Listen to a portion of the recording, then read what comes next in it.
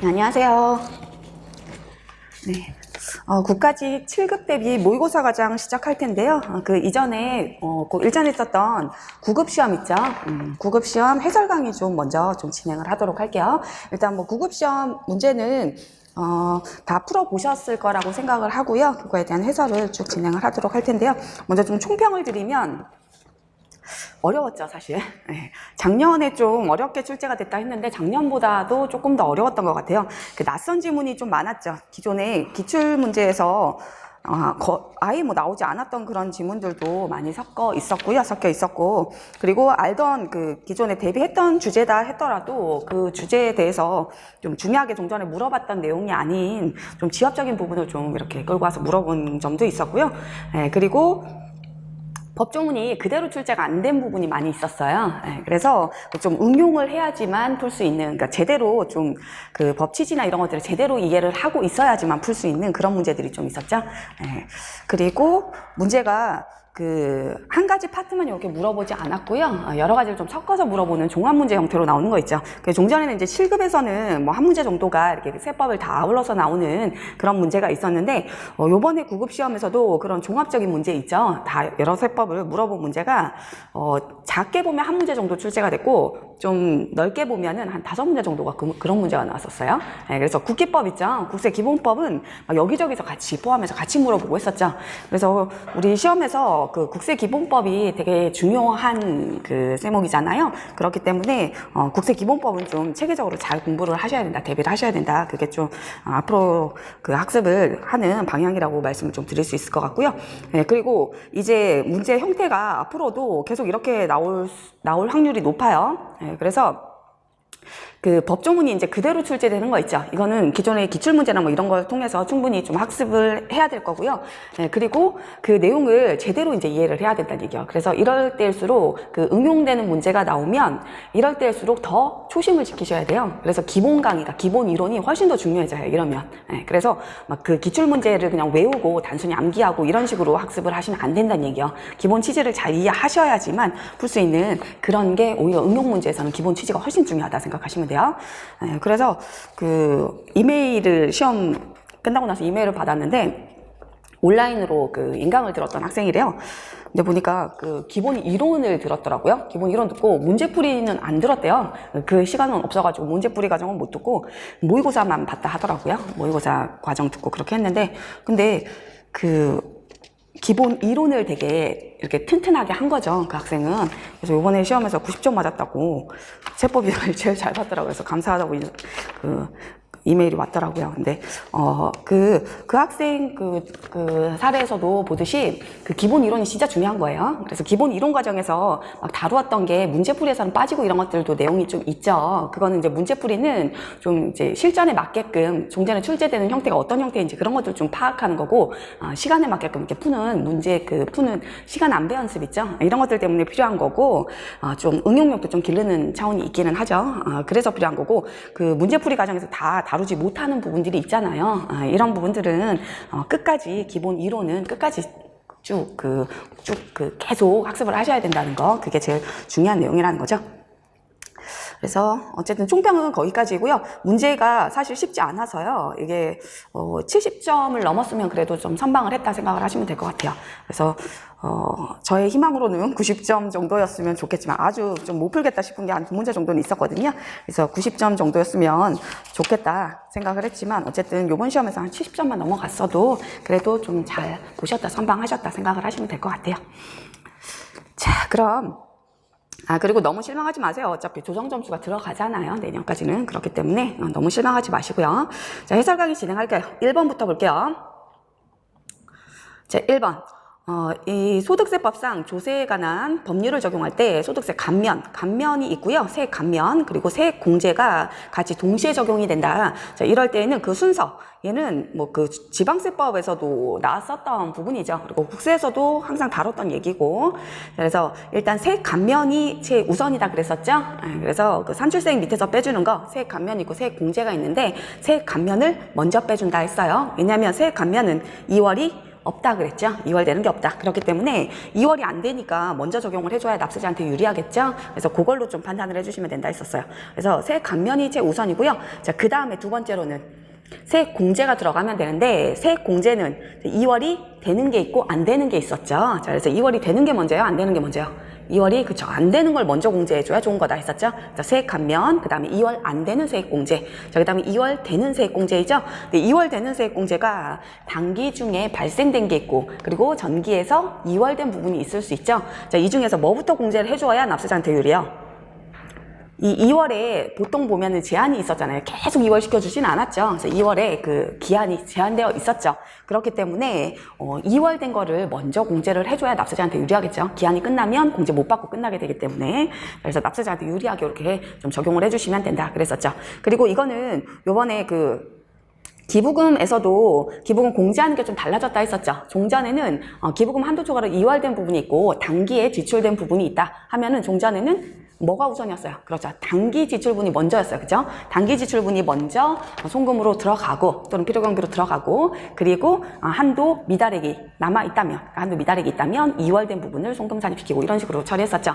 그런데 그것도 바뀌었다 그랬죠. 그래서 바뀐 게 원래 맞는 거다 했었잖아요. 그게 원래 합리적이다 했었죠. 그래서 바뀌어서 2월 된 게 먼저 공제 들어간다 했었죠. 자, 그래서 그 규정이랑 같이 좀 기억을 하셔라 얘기했었어요. 그죠? 그래서 1번 문제는 뭐 충분히 풀 수 있었을 거라고 생각을 하고요. 자, 그 다음 2번 볼까요? 세무조정 물어봤죠? 자, 2번 법인세법상 각산요소득 금액을 구하기 위해서 세무조정을 해야 하는 것, 세무조정 필요한 것. 자, 1번 영업자가 조직한 단체로서 법인이거나 법인 체크하시면 되고, 그 다음에 주무관청에 등록된 등록 체크하시면 되죠. 자, 그래서 법인이거나 또는 등록되어 있는 그런 단체 등한테 지급한 일반 회비다. 자, 일반 회비는 전액 송금이다 그랬었죠. 특별 회비는 인정 안 된다 했었고요. 그리고 임의단체였다. 그래도 송금 안 된다 그랬었죠.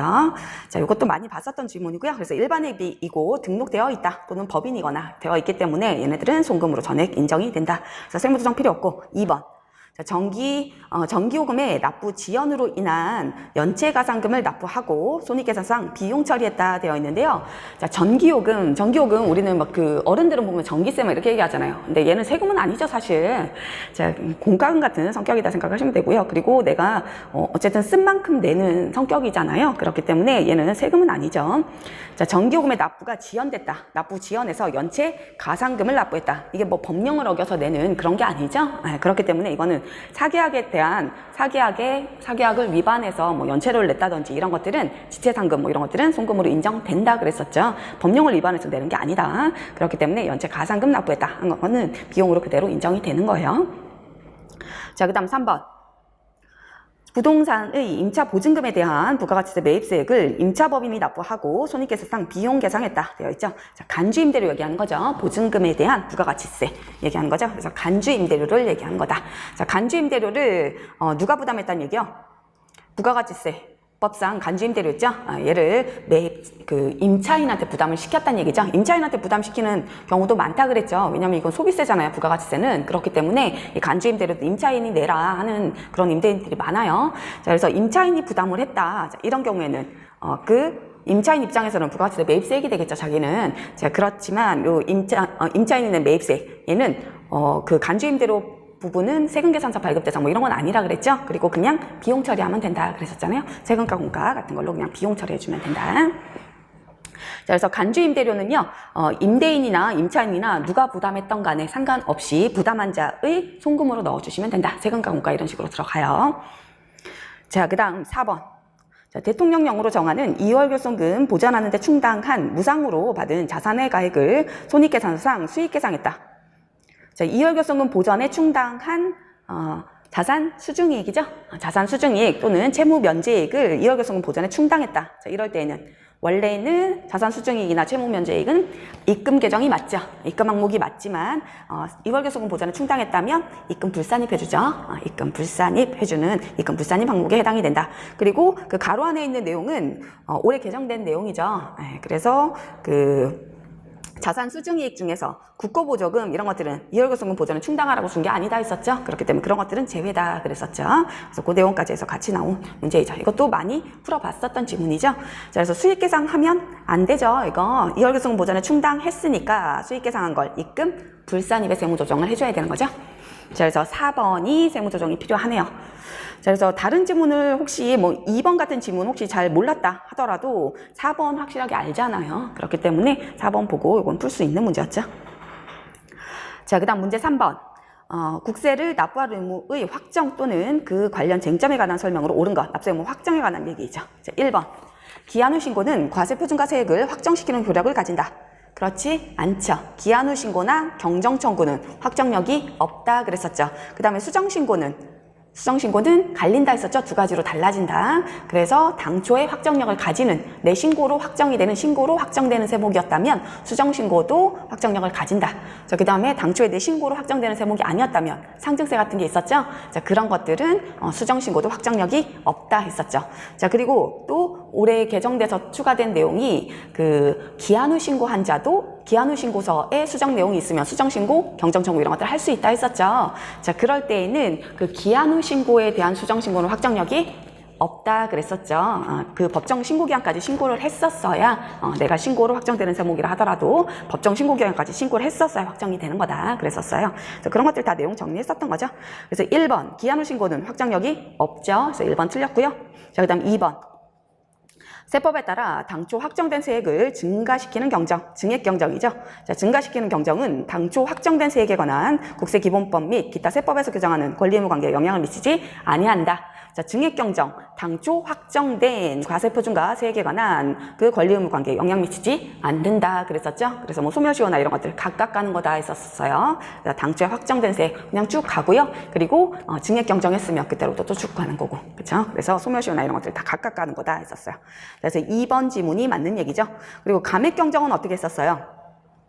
감액 경정은 당초 확정된 세액을 감액시키는 효력은 있죠. 감액은 시키죠. 그리고 그 나머지는 그냥 권리의무 관계에 영향 없다 했었어요. 그래서 그냥 감액시키는 효과만 있는 거다 했었죠. 자, 그 다음 3번. 과세표준 신고서를 법정 신고기한까지 제출한 자가 수정 신고를 하는 경우, 자, 법정 신고기한까지 제출을 했네요. 신고서를 제출을 했죠. 자, 그런 자가 수정 신고를 하는 경우 당해 수정 신고는 당초 신고에 따라 확정된 과세표준과 세액을 증액하여 확정시키는 효력이 인정되지 않는다. 자, 수정 신고의 확정력을 물어봤죠. 수정 신고의 확정력은 두 가지로 갈라진다 했었는데 일단 기한 후 신고는 아니란 얘기죠. 그래서 기한 후 신고 아니면 다시 두 가지로 갈라서 내 신고로 확정되는 세목인지 정부가 확정시키는 세목인지 두 가지를 구분하셔야죠. 근데 내용을 보니까 거기에 그 지문에요. 자, 당초 신고에 따라 확정된 과세표준과 세액을 이렇게 나와 있죠. 그래서 내 신고에 따라서 당초에 확정이 됐다는 얘기죠. 얘는 그 얘기는 내 신고로 확정되는 세목이구나 이 뜻이죠. 그렇기 때문에 수정신고도 확정력이 있어야죠. 네, 그래서 3번 지문도 틀렸죠. 자, 그 다음 4번. 상속세는 상속이 개시되는 때, 증여세는 증여에 의해서 재산을 취득하는 때가 각각 납세 의무 성립 시기. 자, 언제 발생하냐 이거였죠.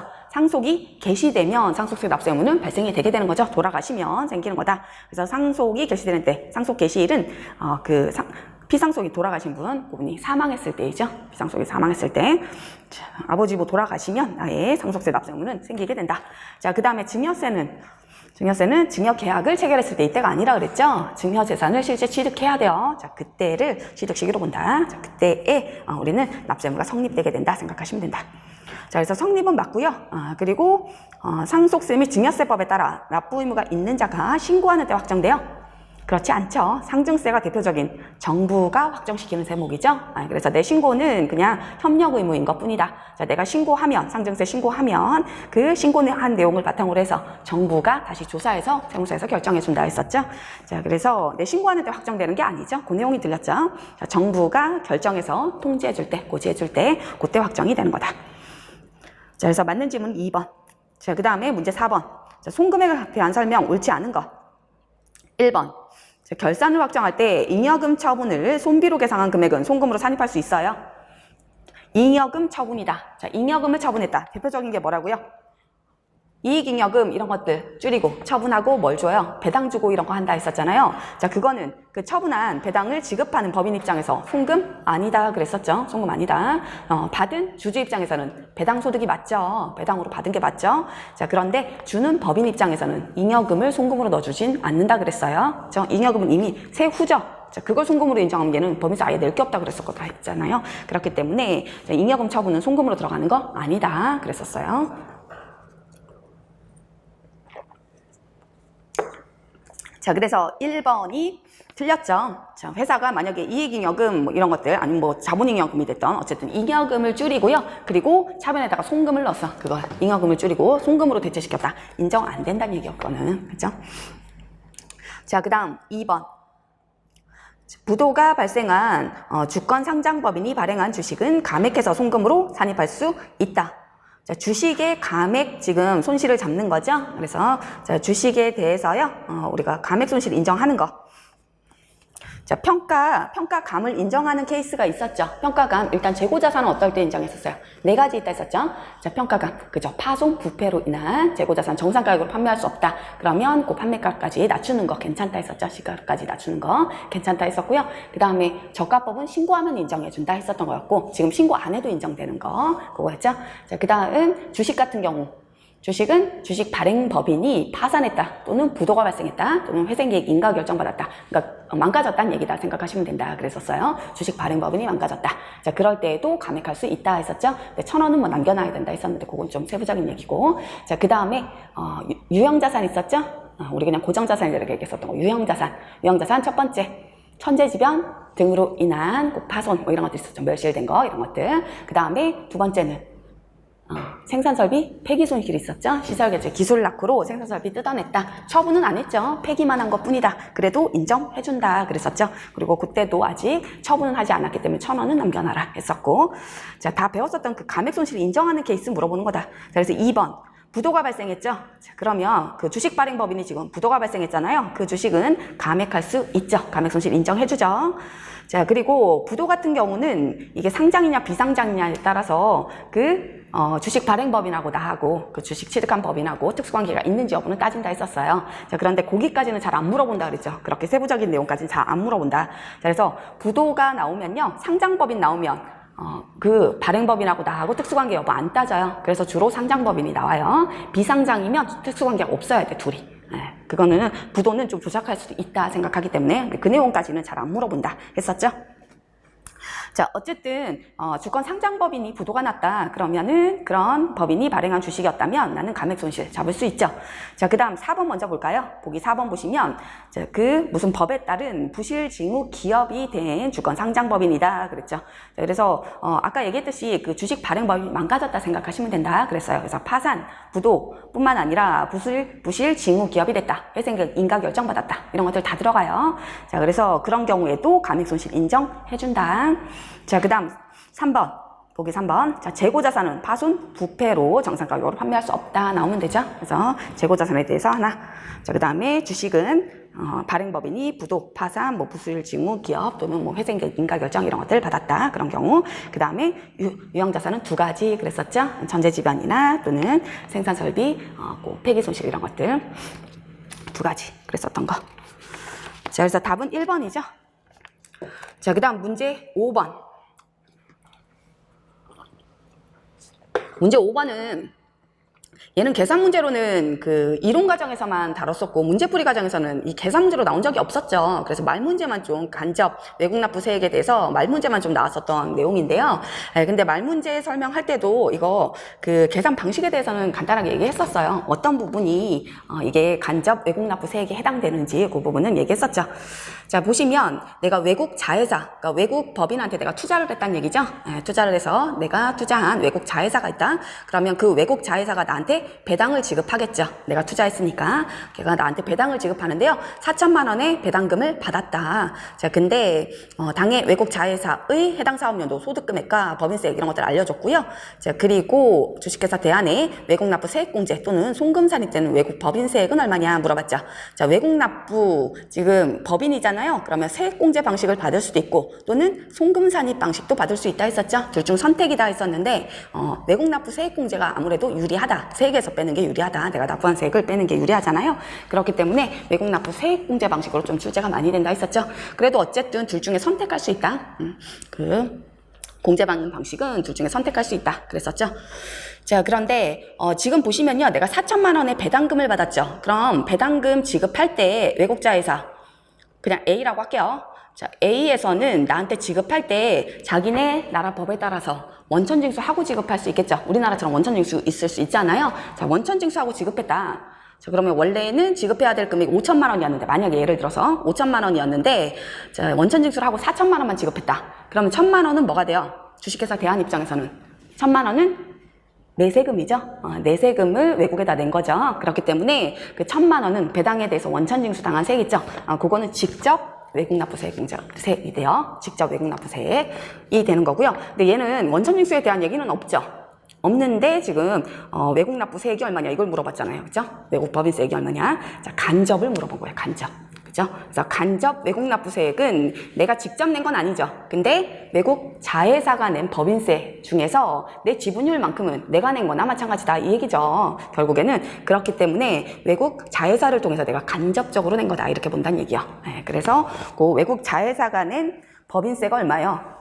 외국 자회사의 법인세액이 2천만 원이다 나와 있죠. 자, 2천만 원 중에서 자, 내가 낸 부분에 해당되는 건 내가 낸 걸로 봐줄게 이거잖아. 이게 간접이잖아. 간접적으로 외국 자회사를 통해서 낸 거다 이 얘기야. 자, 그러면 여기에서 뭘 곱해주면 된다. 결국에는 나의 그죠 지분율 정도다 얘기 생각하시면 된다 했었잖아요. 내가 얼마나 낸 거니 이 중에 내가 얼마나 투자했는지 내 지분율만큼 내겠죠. 결국에는 그래서 지분율 같은 개념이다 생각하시면 된다. 그래서 요거를 개념을 잘 생각하고 있었으면 문제 풀 수 있었죠. 자, 내 지분율만큼 내가 뭘 받겠어요? 배당을 할 수 있는 얘가 배당 가능한 이익이 있을 거잖아요. 그죠? 세후로 나눠주는 거죠. 당연히 세후소득을 우리 당기순이익 처분에서 주고 하잖아요. 우리도. 그래서 세후소득을 나눠주는 거예요. 당기순이익은 세금 낸 이후 소득이다 했었죠. 그래서 세후소득 자, 그 중에서 나한테 배당 준 금액 그죠? 자, 이 금액이 결국에는 나의 지분율 정도겠지. 이해되세요? 자, 그래서 이 외국 자회사 입장에서는요, 자, 세금 내고 주주한테 배당 줄 수 있는 이익이 얼마가 있는 거예요? 쭉 보시면, 자, 해당 사업연도의 소득 금액이 1억 원이다 되어 있죠. 자, 1억 원을 다 줄 순 없죠. 뭐부터 일단 줘야 돼요? 뭐부터 내야 돼요? 자, 세금 먼저 내야지. 그래서, 법인세 낸 게 아까 2천만 원이다 했었죠.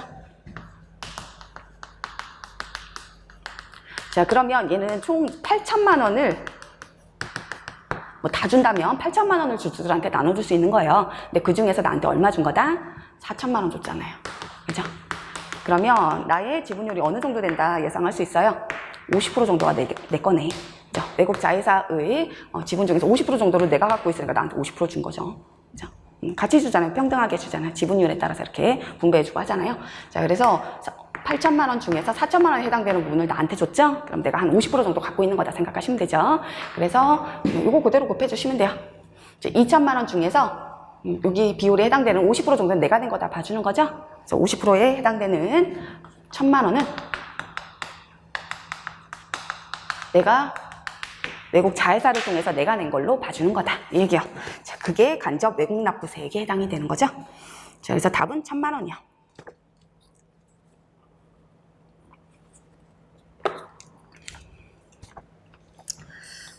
자, 그 다음, 그러니까 문제 5번이요. 좀 종전에 나오지 않았던 그런 부분이었기 때문에, 계산 문제는 나오지 않았었기 때문에 좀 풀기가 어려웠을 수 있죠. 네. 근데 취지를 잘 이해했었던 학생들이라면 좀 풀었을 것 같긴 한데. 자, 그 다음 문제 6번 볼까요? 그리고 이거 기본 이론 과정에서 풀어봤었어.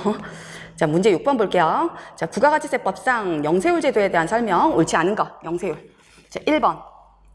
대한민국 선박에 의해서 잡힌 수산물을 외국으로 반출하는 거 영세율 적용 대상이다. 이것도 수출로 본다 그랬었죠. 자, 그래서 그 원양어선 같은 것들 얘기했었잖아요. 대한민국 선박이었다. 자, 그게 국외로 나갔으면 외국으로 반출이 됐으면 그거는 수출 그랬었죠. 그리고 우리나라 선박이 아니요. 외국 선박에 의해서 잡힌 거 원양어선이 외국 선박이어서 그거 잡힌 거 우리나라 들어왔다. 그러면 수입이다 했었죠. 자, 그래서 1번도 수출이기 때문에 영세율 적용 되는 거죠. 자, 그다음 2번. 사업자가 대통령령으로 정한 중개 무역 방식으로 수출하는 경우로서 국내 사업장에서 계약과 대가 수령 등 거래가 이루어지는 것은 영세율을 적용한다. 자, 국내 사업장에서 계약과 대가 수령 등 거래가 이루어진다. 그럴 때에는 6가지 있었죠. 중개 무역 방식 등의 수출에서 대무역법에서 수출로 인정하는 6가지가 있었죠. 그 6가지는 영세율 적용해준다. 그랬었잖아요. 그 중에 하나가 중개 무역 방식의 수출이 있었죠.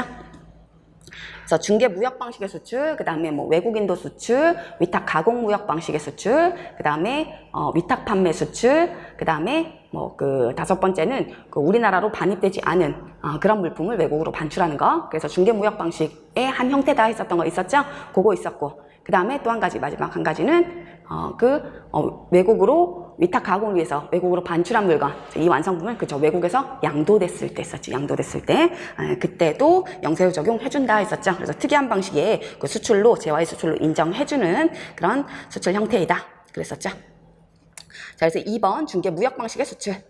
국내 사업장에서 계약과 대가 수령 등 거래가 이루어진다. 영세율 적용 대상 맞죠? 자, 그 다음 3번. 외교 공간 등의 소속 직원으로서 해당 국가로부터 공무원 신분을 부여받은 자 중에서 내국인에게 대통령령으로 정하는 방법에 따라 재화 또는 용역을 공급하는 경우에는 영세율을 적용한다. 자, 외교 공간 등에 납품하는 물품들 이런 것들이 있죠. 납품하는 재화나 용역 이런 것들이 영세율 적용 대상이요. 자, 그리고 거기에 소속 직원이다. 외교관 뭐 이런 자들 있잖아요. 외교관 또는 외교관의 뭐 가족들 이런 사람들 있죠. 자, 그런 사람들이 쓰기 위해서 납품하는 이런 물품들이나 용역 같은 것들 있죠. 자, 이것도 영세율 적용이요.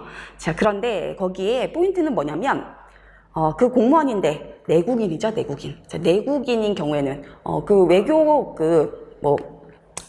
우리나라에 있는 주한 외교 공간에서 그 내국인이 근무하는 케이스 있잖아요. 우리나라 사람이 근무하는 케이스 있잖아요. 그죠? 근데 내국인이 쓰는 물품들 이런 것들은 영세율 적용해주면 안 되겠죠, 이거는. 자, 그래서 내국인은 제외요. 내국인이 한테 제공하는 경우는 제외해. 자, 그래서 이 내용도 좀 세부적인 내용이죠. 이게 부가가치세법은 관세사 시험이 제일 어렵게 나온다 그랬죠. 관세사가 좀 이렇게 통관 관련된 문제들이 있기 때문에 영세율이 특히 좀 어렵게 나오거든요. 그런데 관세사 시험에서는 종전에 요 비슷한 문제가 나온 적이 있었어요. 그랬었는데 우리 시험에서는 이것도 처음 나왔었죠. 그래서 영세율의 취지를 좀 잘 이해하시면 된다, 이것도. 그래서 외교 공간 이런 데들은 얘는 국제적인 관례 존중이다 뭐 그런 얘기 했었잖아요. 그리고 외화획득 장려 차원에서 그렇고 국제적인 관례도 존중하기 위해서 거기 아예 외교관이나 외교 공간에서 쓰는 것들 이런 것들은 다 그냥 그 나라처럼 봐준다 했었죠. 근데 거기에 우리나라 사람이 있다. 그럼 당연히 해주면 안 되겠지. 그래서 자, 내국인에게 제공하는 건 영세율 적용 대상 아니라는 거, 그게 포인트였다. 자, 그 다음 4번. 자, 선박 또는 항공기에 의해서 여객이나 화물을 국내에서 국외로, 국외에서 국내로, 그 다음 국외에서 국외로. 그러면 이건 외국 항행 용역이다 했었죠? 국제항공 이런 것들. 자, 그래서 외국 항행 용역에 대해서는 영세율 적용 대상이죠. 자, 국내에서 국내는 아니죠. 국내에서 국내는 10% 과세이고 나머지는 영세율 적용 대상. 자, 그 다음 문제 7번. 이런 문제도 많이 연습했었죠. 자, 부가가치세법상 2020년 제2기 과세표준에 포함되는 거. 자, 다 보면 공급시기 판단이죠. 공급시기를 판단해서 2020년 2기의 공급시기가 들어가는 거. 요거 찾아내시면 된다. 자, 첫 번째, 전력을 계속적으로 공급한다. 자, 얘는 공급시기가 언제요? 계속적 공급이죠. 전력은 재화다 했었고요. 재화의 계속적 공급에 해당이 된다. 그래서 우리 네 가지는 항상 붙어 다닌다 했었던 거 있었잖아요. 먼저 장기할부 판매, 그 다음에 두 번째 완성도 기준 지급 조건부, 그 다음에 중간 지급 조건부, 그 다음 계속적 공급 그랬었죠? 그 네 가지는 항상 붙어 다닌다. 그래서 그 네 가지는 다 언제라 그랬어요? 공급 시기가 약정일이다 그랬었죠? 약정, 쉽게 얘기해서 약정일. 대가의 각 부분을 받기로 한 때. 자, 대가의 각 부분을 받기로 한 때, 받기로 한 그 대가의 각 부분이 공급가액이 되게 된다 그랬었죠? 그래서 쉽게 얘기하면 약정일에 약정액만큼 과세가 되게 된다 그랬었죠? 자, 약정일이 언제란 얘기요? 대가의 각 부분을 받기로 한 때가. 인도 시점이 나와 있고요. 그 다음에 대가 수치 시점이 나와 있죠. 전력을 사실 인도 시점이 나오기가 쉽지 않은데 힘든데 인도 시점이 나와 있어. 자, 그 다음에 대가 수치 시점이 있는데요. 실제 대가를 받은 날을 얘기한 게 아니죠, 사실. 자, 실제 대가를 받은 날이 아니라 약정일이라는 얘기는 받기로 한 날을 얘기한 거다. 그렇기 때문에 사실은 대가 수치 시점이 들어가면 안 되죠. 자, 근데 밑에 보시면 밑에 자, 장기 할부 판매에 대해서 그 밑에죠.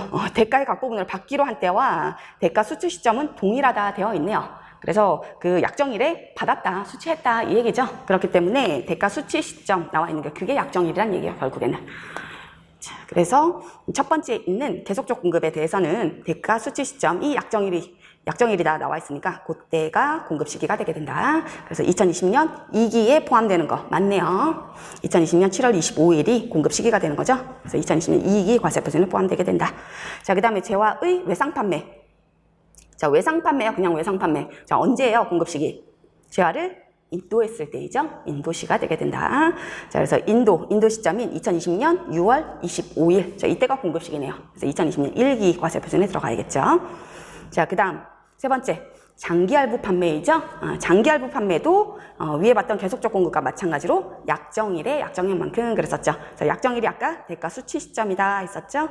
자, 그럼 대가 수취 시점이 2021년 7월 25일. 그럼 2021년 2기로 들어가야겠네요. 400만 원은. 자, 그 다음 재화의 공급 시기가 되기 전에 재화의 대가 전부를 받고 즉시 세금계산서를 발급했다. 자, 세금계산서 선발행 특례이죠? 세금계산서 선발행 특례이다. 원칙적인 공급 시기가 되기도 전에 세금계산서 발급이 먼저 되는 케이스다 그랬었죠.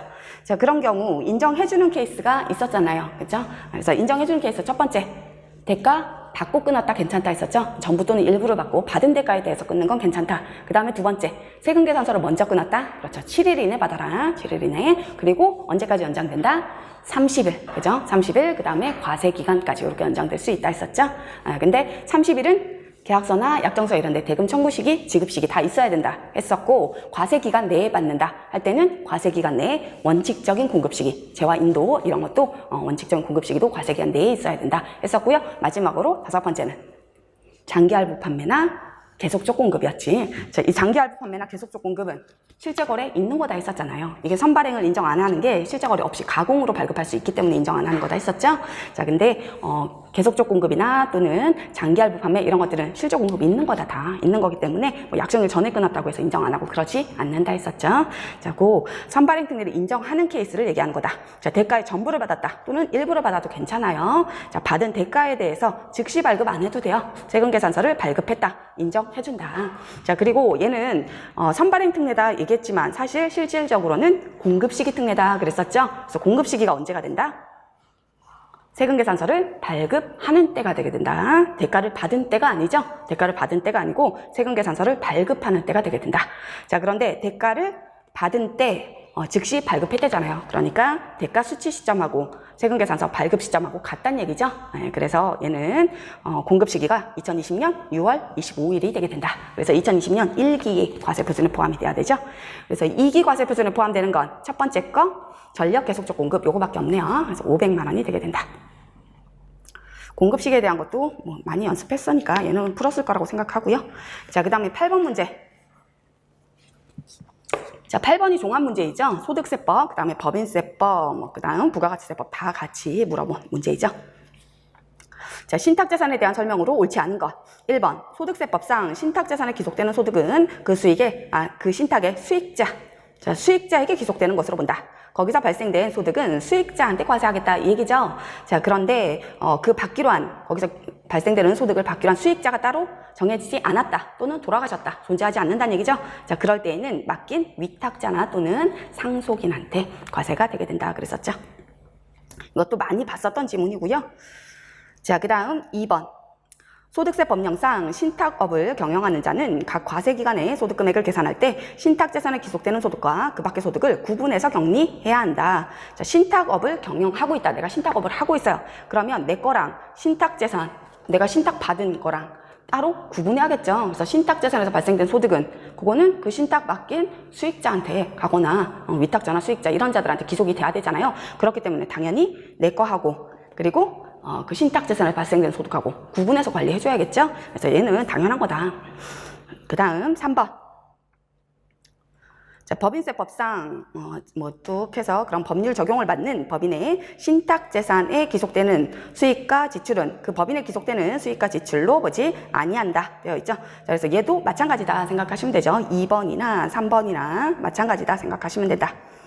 그래서 내가 그런 뭐 자본시장, 금융투자업에 관한 법률 적용을 받는 법인에 해당이 된다. 그래서 그 뭐 신탁회사들 있잖아요. 법인체로 운영되고 있는 신탁회사 그런 데들 생각하시면 된다. 그래서 뭐 금융도 투자신탁 뭐 이런 데들 있죠. 그런 데들 생각하시면 된다. 자, 그런 신탁회사에 기속되는 그 수익과 지출 얘도 따로따로 관리해줘야죠. 그래서 거기에 기속되는 수익과 지출은 그 법인에게 기속된 걸로 보지 않는다. 그래서 얘도 2번하고 마찬가지 조문이다 생각하시면 돼요. 자, 그 다음 4번. 자, 부가가치세법상 재산 관리를 목적으로 하는 신탁의 신탁재산을 수탁자 명의로 매매할 때에는 신탁법 제2조에 따른 수탁자가 재화를 공급하는 것으로 본다. 자, 신탁재산을 매매했다. 자, 신탁재산 매매한 거는 재화의 공급이 맞죠? 신탁재산은 이제 완전히 팔았죠. 신탁을 맡기고 뭐 이런 게 아니라. 자, 그럴 때 이 신탁재산은 신탁법에 따라서 수탁자 명의로 명의는 넘어가는 거다 했었죠. 신탁재산 맡길 때 수탁자 명의로 신탁회사 명의로 명의는 넘어간다 했었어요. 그 명의 넘어간 신탁재산을 팔았다는 얘기죠. 자, 그럼 이거 판 거 누구 거다? 여전히 위탁자 거다 했었잖아요. 그죠? 위탁자가 맡겨놓은 거지 위탁자가 수탁자 명의로 돌려줬다고 해서 그거를 판 게 아니죠. 그렇기 때문에 말로만 설명하니까. 자, 위탁자이죠. 얘가 맡겼죠. 그래서 신탁회사. 자, 수탁자한테 맡겼다. 신탁 재산을 신탁법에 따라서 넘길 때에는 명의가 넘어간다 그랬죠. 명의는 이전이 된다. 그래서 수탁자 명의로 명의 이전이 됐다. 그럼 명의자는 얘가 된다 이 얘기죠. 근데 이 재산을 팔았다는 얘기죠. 얘를 양도했다. 내가 그랬다 이 얘기죠. 자, 이러면 요거 수탁자 명의로 매매는 이루어지지만 얘 명의로 되어 있으니까 매매는 이루어지지만 누구 물건이다 얘는? 위탁자 거죠. 이거는 명의 이전된 거. 얘는 실제 재화의 공급이야 아니야? 재화의 공급 아니다 했었잖아. 자, 재화의 공급 아니다. 반환하는 것도 재화의 공급 아니다. 수탁자 변경하는 것도 재화의 공급 아니다 했었죠? 재화의 공급 아니다. 그렇기 때문에 여전히 얘 거다 이 얘기죠. 자, 이걸 팔았으니까 얘가 판 거죠. 자, 그래서 수탁자의 명의로 매매했죠? 그렇다 하더라도 위탁자가 재화를 공급하는 것으로 보는 거죠. 자, 그런데 수탁자가 재화를 공급하는 걸로 보는 케이스가 있죠. 어떨 때 그랬어요? 그죠. 채무이행 담보 목적으로 해서 채무이행을 위해서 얘가 신탁재산을 맡겨놨고 얘가 채무를 불이행했죠. 채무를 불이행해서 채권자인 은행 같은 데서 얘한테 팔아라 바로 한다 그랬죠. 자, 그때는 수탁자가 거래증서에다가 납부해라 그랬었죠. 얘가 못 낼 거다 했었어요. 그죠. 채무이행도 안 했기 때문에 못 낼 거다. 그리고 얘가 이 신탁재산 맡긴 거 팔지 말아라 못한다 그랬죠. 그렇기 때문에 그때는 수탁자가 공급자가 되게 된다. 얘가 납세 의무자가 되게 된다. 그랬었죠. 그리고 개정돼서 또 하나 들어간 게 뭐 도시개발 사업 뭐 이런 것들 할 때 사업 시행자가 공급한 걸로 봐라. 그거는 그 사업을 좀 원활하게 진행할 수 있도록 두고 있는 규정이다. 그랬었죠. 자, 그래서 다른 집은 잘 몰랐다 하더라도요. 4번은 명백하게 틀렸잖아요. 그래서 이것도 맞추실 수 있었어야 돼요. 근데 시간이 없어서 끝까지 지문을 못 읽었으면 뭐 그러면 좀 실수할 수도 있었겠죠. 그렇지 않으면 풀 수 있는 문제였고요. 자, 그 다음 9번.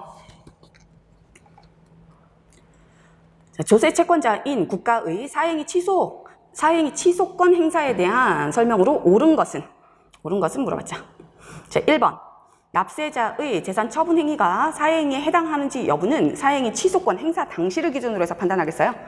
사행위에 해당된다.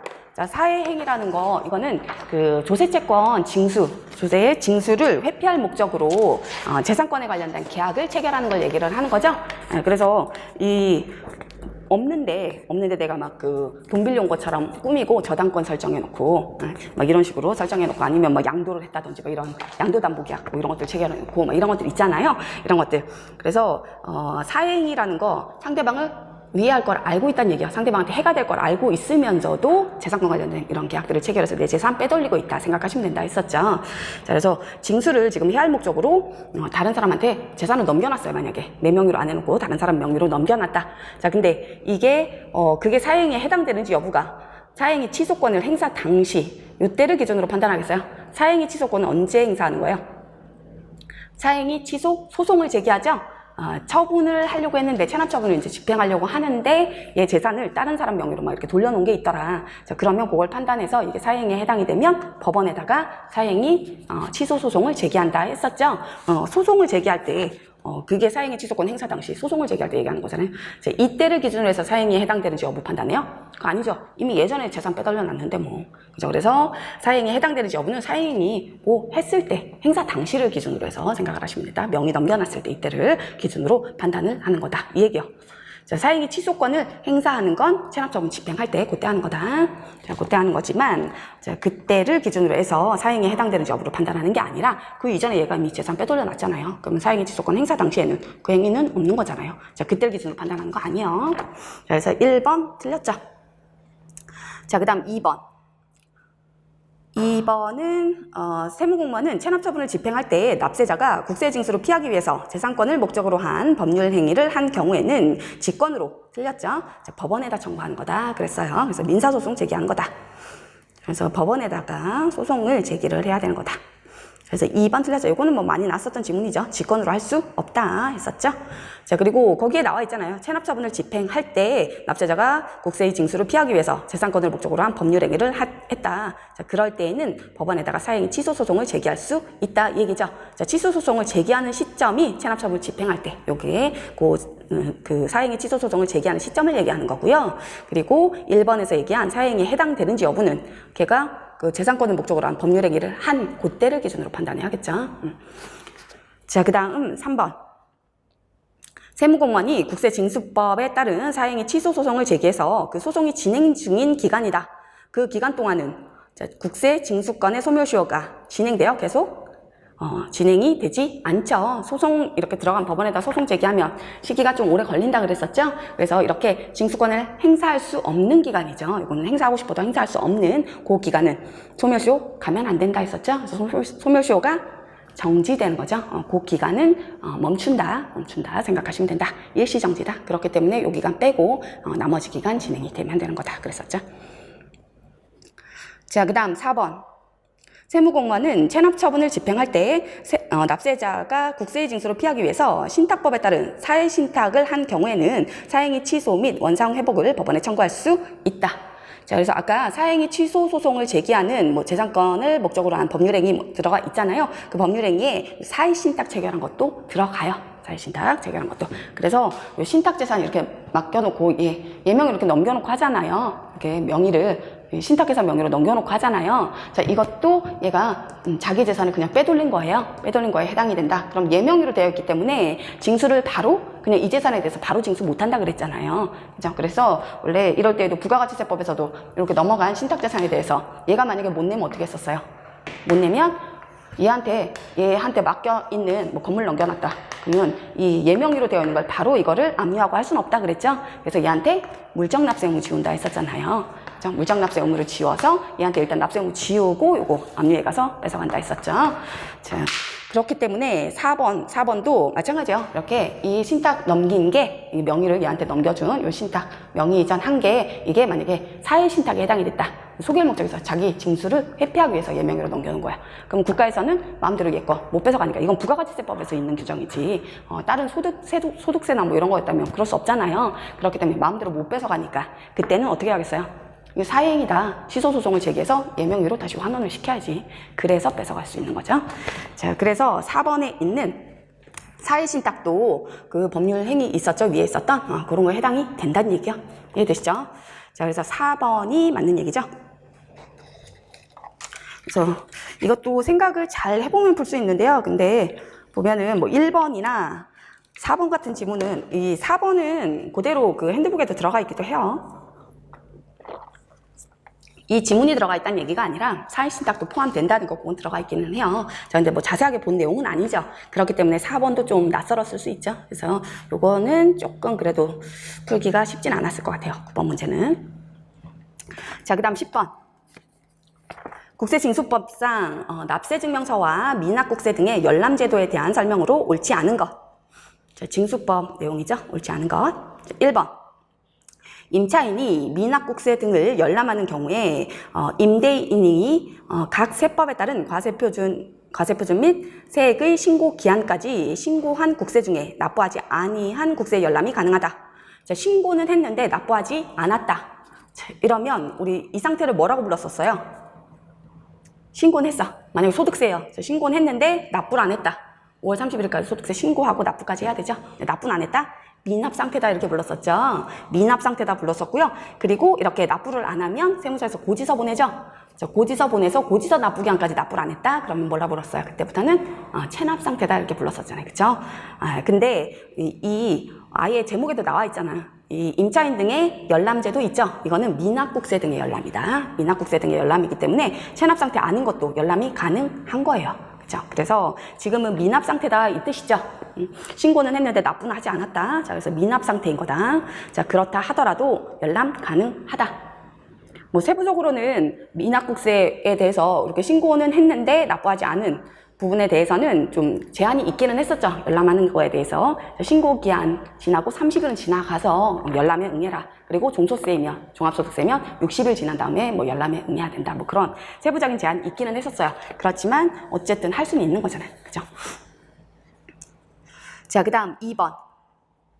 과세표준 및 세액을 신고하였으나 납부하지 아니한 소득세 납세 의무는 과세표준 확정 신고 기한까지는 납세 증명서를 통해서 확인할 수 없다. 신고는 했죠. 근데 납부하지 아니한 소득이다. 자, 근데 과세표준 확정 신고 기한까지는 납세 증명서 통해서 확인할 수 없다. 자, 맞는 지문인가요, 이거? 자, 만약에 지금 종합소득세라 나와 있네. 자, 종합소득세는 5월 31일까지 신고하고 납부이죠? 그런데 만약에 내가 5월 10일에 신고했어요. 만약에 5월 10일에 신고했다. 근데 납부는 아직 안 했어. 근데 확정신고 기한은 5월 31일이잖아요. 그럼 얘는 아직 그 미납 상태도 아닌 거죠. 5월 31일은 지나가야 미납 상태인 거지. 그죠? 자, 그래서 미납 상태도 아니에요. 그리고 이게 납세 증명서는 뭐를 입증하는 서류예요? 뭐가 없는 걸 입증하는 서류다? 체납액이 없는 걸 입증하는 서류다. 그랬었죠? 체납액이 없는 걸 입증하는 서류잖아요. 납세증명서는. 이해되시나요? 그리고 그 체납액 중에서 징수유예나 체납처분 유예 이런 것들은 제외한 체납액이 없는 사실을 입증하는 서류다 했었죠? 그래서 미납 상태여도 나온다 했잖아요. 납세증명서 나온다. 미납 상태일 때는 나온다. 자, 근데 동그라미 2번은 아직 미납 상태도 아니에요. 자, 미납 상태라 하더라도 그냥 나와요. 납세증명서 나와요. 그러니까 납세증명서는 그냥 체납 사실이 없다고 나오는 거예요. 만약에 체납액이 있으면 그게 뜨는 거고, 체납액이 없으면 그냥 나와요. 그런 게 없다는 거, 체납 내역이 없다는 게 그냥 이렇게 나와요. 그렇기 때문에 지금 현재 내가 미납 상태에 있는 세액이 있다 해도 납세증명서 발급된다는 얘기요. 그렇죠? 자, 그래서 2번, 보기 2번 같은 경우에는 그 세액에 대해서는 아직 체납 상태가 아니기 때문에 납세증명서를 통해서 확인할 수가 없다는 얘기예요. 그 금액이 얼마고 이런 것들을 확인할 수 없다. 그 뜻이요. 네, 사실 좀 이해하기가 쉽지는 않죠, 이게. 자, 아직은 체납 상태가 아니기 때문에 납세증명서를 통해서 확인할 수 없다. 체납 상태일 때는 그게 뜬다는 얘기죠. 납세증명서에. 그런데 아직은 아니기 때문에, 체납 상태 아니기 때문에 확인할 수 없다. 그 의미로 이해를 하시면 되겠죠. 자, 그 다음에 3번. 자, 내국인이 해외 이주를 목적으로 해외 이주법에 따라서 외교부 장관에게 해외 이주 신고를 하는 경우, 자, 내국인이 해외 이주 신고하는 경우 납세증명서 제출해야 되는 케이스가 3가지가 있죠. 3가지. 그래서 첫 번째는 국가 등으로부터 대금을 지급받을 때, 그죠? 계약할 때가 아니라 대금 지급받을 때다 했었고요. 두 번째는 이렇게 외국인이 해외 이주 신고, 내국인이 해외 이주 신고 같은 거 했을 때, 그 다음에 외국인은 우리나라 체류하기 위해서 체류 관련된 신고 같은 거 할 때, 법무부 장관한테 할 때, 그럴 때다 했었죠. 3가지. 그래서 내국인이 해외 이주 신고, 그 다음에 외국인이 체류 관련 신고할 때, 또는 국가 등으로부터 대금 지급받을 때, 납세증명서 제출해야 되는 사유. 맞죠? 자, 그 다음 4번. 미납국세 등의 열람으로는 임대인에게 납세 고지서 또는 납부 통지서를 발급한 후 납기가 도래하지 아니한 국세를 열람할 수 없다. 얘는 말 그대로 뭐라고요? 미납국세 열람이다. 미납국세. 자, 그렇기 때문에 지금 납세 고지서 또는 납부 통지서를 발급했죠. 고지서 등을 발급했는데 그 고지서의 납부 기한은 도래하지 않았대요. 그럼 얘는 아까 무슨 상태다? 미납 상태다 그랬었죠? 미납 상태다. 납부 기한이 지났으면 그때는 체납 상태다 했었죠? 자, 그런데 이 미납국세 등의 열람은 말 그대로 미납 상태도 나오는 거다. 그렇기 때문에 확인할 수 있는 거예요. 열람할 수 있는 거다. 이해되시나요? 지금 현재 고지서 납기 도래 안 했잖아요. 그럼 미납 상태다 이 뜻이죠? 미납 상태도 열람이 되는 게 미납국세 등의 열람이다. 말 그대로잖아. 제목이 미납국세 등의 열람이잖아. 그죠? 미납 상태도 조회가 되는 거다. 자, 이제 11번 볼게요. 자, 부가가치세법상 사업자 등록에 관한 설명으로 옳지 않은 것. 1번. 신규로 사업을 시작하려는 자는 사업 개시일 이전에라도 사업자 등록 신청할 수 있다 그랬었죠. 신규 사업자는 사업 개시일 이전에도 준비 단계 있기 때문에 사업자 등록 신청할 수 있다. 그런데 사업 개시 안 할 걸로 보이면 거부할 수 있다 그랬었고요. 그리고 뭐 과세 기간은 이럴 때는 사업자 등록 신청일부터 시작이다 그랬었죠. 뭐 그런 내용들 다 배웠던 거고. 2번. 사업장이 하나이나 추가로 사업장을 개설하려는 사업자는 사업자 단위로 해당 사업자의 본점 또는 주사무소 관할 세무서장에게 등록을 신청할 수 있다. 자, 사업장이 종전에 하나였죠. 그러다가 추가로 사업장을 더 개설을 해서 2개 이상이 된다. 자, 이럴 때 나는 사업자 단위로 사업자 단위 과세를 적용받고 싶다. 자, 이러면 추가로 사업장을 개설했죠. 그리고 20일 이내에 사업자 등록 종전거 변경 신고해주면 돼요. 사업자 단위로 해서 변경해주면 된다. 그리고 사업자 단위 과세는 주된 사업장이 본점 또는 주사무소밖에 안 되죠. 그래서 그렇게 내용이 나와 있는 거죠. 자, 맞는 얘기죠. 2번. 할 수 있다. 해야 한다는 아니고 당연히. 자, 그 다음 3번. 사업장 관할 세무서장이 사업자가 사업 개시일 이전에 사업자 등록을 하고 사실상 사업을 시작하지 아니하는 것을 알게 된 경우, 자, 해당 세무서장은 20일 이내에 사업자 등록을 말소해야 한다. 자, 사업 개시일 이전에 아까 사업자 등록할 수 있다 했었죠. 자, 근데 사실상 사업을 시작하지 아니할 것으로 보이면 거부할 수 있고요. 사업자 등록 거부할 수 있고, 그리고 내줬어요. 사업자 등록 내줬는데 사업을 시작하지 아니한 것을 알게 됐다. 자, 그러면 그때는 지체 없이 말소이죠. 지체 없이 말소. 폐업한 걸로 본다 그랬었죠. 폐업한 걸로 의지하게 돼서 사업자 등록을 지체 없이. 그래서 이 시기 사업자 등록은 사업 개시일부터 20일 이내. 자, 그런데 그 사후 관리라 그랬었죠. 그래서 휴업 신고, 폐업 신고 또는 사업자 등록 말소 또는 뭐 변경 신고 이런 것들은 다 언제 하는 거다? 다 지체 없이다 그랬었잖아요. 그렇죠? 지체 없이. 그래서 이거 조심하시라 그랬죠. 뭐 20일 이내 이런 식으로 나오면 틀렸다. 지체 없이다. 그래서 3번이 틀렸고요. 자, 그 다음 4번. 사업자 단위로 등록한 사업자가 사업자 단위 과세 사업자로 변경하려면 사업자 단위 과세 사업자로 적용받으려는 과세기간 개시 20일 전까지 사업자의 본점 또는 주사무소 관할 세무서장에게 변경 등록 신청하면 되죠. 자, 그래서 종전 기존 사업자가 사업자 단위 과세 또는 총괄납부 사업자도 마찬가지죠. 총괄납부 이런 것들을 적용받겠다 하면은 그 적용받으려는 과세기간 개시 20일 전까지 해주면 되는 거다. 포기도 마찬가지.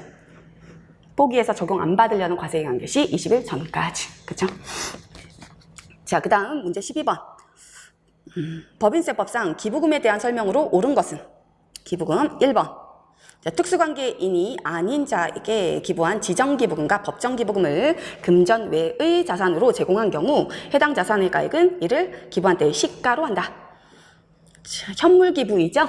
현물 기부하고 현물 접대에 대해서 우리 비교했었죠. 자, 그럴 때 현물 기부에서요, 법정 기부금, 공익성이 좀 높은 거, 법정 기부금. 그 다음에 지정 중에서 나랑 특수관계 없는 자, 뭘로 평가한다? 장부가로 평가한다 그랬었죠. 장부가가 유리하다 했었죠. 장부가로 평가하는 게 유리하다, 시가보다. 자, 그래서 장부가로 평가한다. 자, 그리고 만약에 지정기부금 중에서 나랑 특수관계 있는 단체였다. 자, 그런 경우. 그 다음에 비지정기부금 아예 기부금 아니라 그랬었죠. 자, 그 다음에 접대비도 마찬가지. 얘네들은 둘 중 큰 거. 자, 원칙이 시가. 근데 시가가 장부가에 미달하면 장부가. 그래서 둘 중 큰 걸로 적용되게 된다. 자, 근데 1번 틀렸죠. 장부가액으로 평가한다. 자, 그 다음 2번. 송금에 산입하지 아니한 법정기부금의 송금 산입 한도액 초과금액은 해당 사업년도 다음 사업년도 개시일부터 10년 이내에 끝나는 각 사업년도를 2월해서 그 2월된 사업년도의 소득금액을 계산할 때 법정기부금이 송금 산입 한도액에 미달하는 금액의 범위에서 송금에 산입한다. 이게 보기 2번 지문이요. 이 기부금에 대해서 공제하는 게 바뀌었다 그랬잖아요. 공제하는 게 2월분이 정기에서 한도 초과로 2월된 부분이 있고 단기 지출분이 있다. 자, 그럼 뭐가 먼저 우선이라 그랬어요? 2월된 거 먼저 송금으로 넣어라, 공제받아라 했었잖아요. 그죠? 송금으로 먼저 들어가는 거다 했었는데요. 이건 종전에 대한 내용이요. 종전 그 지문에, 요 지문 그대로 보시면요. 종전 규정에 따르면은 법정기부금 한도 초과액이 있었다. 그럼 10년간 2월 시켜줬죠. 그래서 10년간 2월 해서 그 2월된 사업년도에 만약에 한도 미달액이 발생하면 그러면 그 한도 미달액 범위 내에서 2월된 금액을 송금 산입해라 이 얘기잖아요. 지금 얘는 지문이. 그쵸? 그래서 법정기부금이 그때 두 번째 줄 보시면 법정기부금이 송금 산입 한도액에 미달하는 금액의 범위에서 송금에 산입한다. 이 얘기는 얘는 사실 종전규정이요. 법 규정이 바뀌었어요. 조문이. 법조문이 바뀌었어. 그래서 얘는 조금 이의신청이 들어갈 수도 있는 지문이죠. 2번 지문이 명확하게 맞다 이렇게 볼 수는 없어요. 왜냐하면 그럴 거면 그 조문이 안 바뀌었겠지. 개정이 되지 않았겠죠. 개정이 됐어요. 그래서 이 얘기는 법정기부금의 송금 산입 한도액에 미달한다. 이 얘기는 요번 거를 세무조정해서 단기지출분하고 그 기부금 한도액 있죠? 비교해서 한도 미달액이 발생하면 그러면 한도액에 송금산입 한도액에 미달하는 금액의 범위에서 이월된 건 송금산입한다 이렇게 돼 있잖아요. 그래서 얘는 종전규정이고요. 개정된 규정은 2020년도부터는 그냥 그 법정기부금 이월된 게 있으면 그거부터 송금산입이잖아요. 그렇기 때문에 법정기부금의 송금산입 한도액의 범위에서 송금에 산입한다 이렇게 나와야 맞는 거죠. 그죠? 그게 명확하게 맞는 지문이요.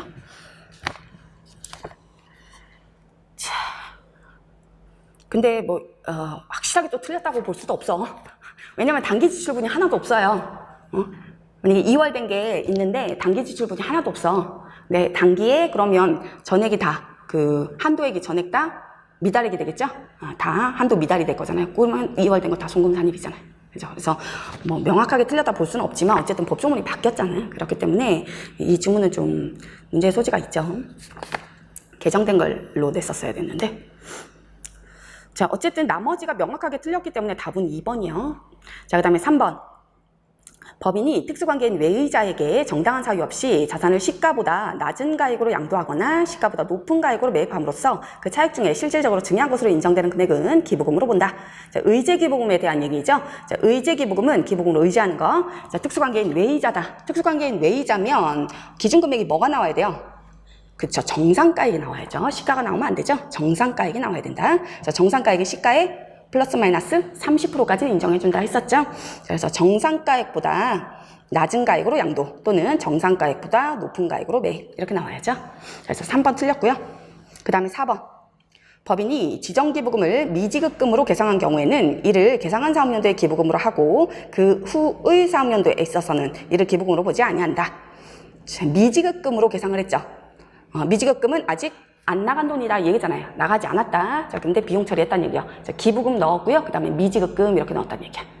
자, 이거는 아직 지급하지 않았다는 뜻이죠. 자, 기부금은 언제의 기부금으로 들어가야 된다? 그죠? 현금주의다 했었죠? 현금주의란 얘기는 실제로 지출한 사업연도의 기부금에 포함해서 한도시 부인해라 했었죠. 접대비는 발생주의다 했었고 접대비가 이루어진 사업연도의 접대비로 넣어서 한도시 부인 그랬었죠. 근데 미지급금으로 계상했다 이 얘기는 아직 안 나간 사업연도다 이 얘기죠. 그러면 그 사업연도의 기부금으로 넣으면 안 되죠. 그 후에 실제로 지출한 사업연도의 기부금으로 넣어야죠. 그래서 4번도 틀렸죠. 자, 그래서 명확하게 나머지 1, 3, 4번은 틀렸어요. 그래서 2번이 맞는 지문이고요. 얘도 사실은 좀 수정이 돼야 되는 게 맞는 거다 이 얘기죠. 자, 그 다음 문제 13번. 얘는 좀 간단했었죠. 자, 법인세법상 조세의 부담을 부당하게 감소시킨 것으로 인정되는 경우 부당인 계산 부인 규정이 적용되죠. 해당되지 않는 것. 그래서 특수관계인하고 법인이 거래해서요 조세 부담을 부당하게 감소시킨 것으로 인정된다. 이거는 쉽게 생각하면 그 법인이 손해봤다 생각하시면 된다 그랬었죠. 그럼 법인이 손해봤다는 얘기는 소득금액이 그만큼 줄었다 그 뜻이죠. 그래서 세부담을 부당 감소시킨 걸로 인정된다 이 얘기죠. 자, 그래서 법인이 손해본 거에 해당되는 거 찾아주시면 된다. 자, 1번. 내국법인이 자산을 시가보다 낮은 가액으로 매입했다. 자, 저가 매입했다. 싸게 매입한 건 잘한 거죠. 그렇기 때문에 부당의 대상 아니죠. 2번. 내국법인이 자산을 시가보다 높은 가격으로 현물 출자했다. 자, 높은 가격으로 현물 출자했다. 이 얘기는 자, 자산을 넘겨주고 내가 주식 받았죠. 근데 내가 넘겨준 자산 가액보다 더 많이 받았다는 얘기죠. 주식을 더 많이 받았다 이 얘기죠. 그래서 자산을 시가보다 높은 가격으로 현물 출자한 경우 얘도 잘한 거죠.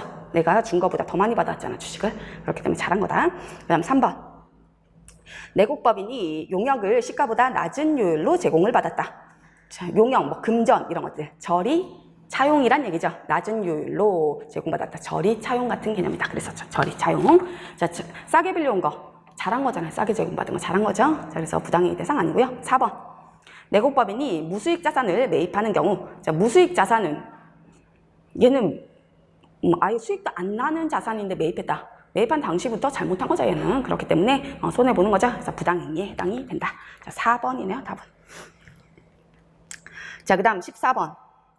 소득세법상 양도소득에 대한 설명으로 옳은 것. 자, 1번. 실지거래가액에 따른 양도차익 산정과 관련해서 토지와 건물 등을 함께 취득하거나 양도한 경우로서 그 토지와 건물 등을 구분기장한 가액이 대통령령으로 정하는 바에 따라서 안분계산한 가액과 100분의 30 이상 차이가 나는 경우에는 토지와 건물 등의 가액 구분이 불분명한 때로 본다. 복잡하게 나와 있는데 얘도 그렇게 자세히 보지는 않았었어요. 그렇죠? 그렇긴 한데요. 지금 일괄양도에 대한 얘기요. 토지와 건물을 함께 양도했다 이 얘기죠. 함께 취득했거나 함께 양도했다. 자, 이런 경우 토지하고 건물하고 양도소득세 계산 있잖아요. 양도차익 계산하고 하는 거 각각 하는 거예요. 왜냐면 취득식이 이게 다 똑같을 수는 없잖아요. 토지 먼저 사고 건물 나중에 사고 할 수도 있고 나중에 취득하고 할 수도 있죠. 짓고 할 수도 있죠. 각각 계산하는 거야. 각각 계산. 그렇기 때문에 일괄 양도 등을 했다. 자, 이러면 이 중에 그 토지 금액이 얼마이고 건물 금액이 얼마이고 나눠줘야 되는 거죠. 원칙은 뭐라 그랬어요? 나누는 기준. 이거 부가가치세법 그대로라 그랬잖아요.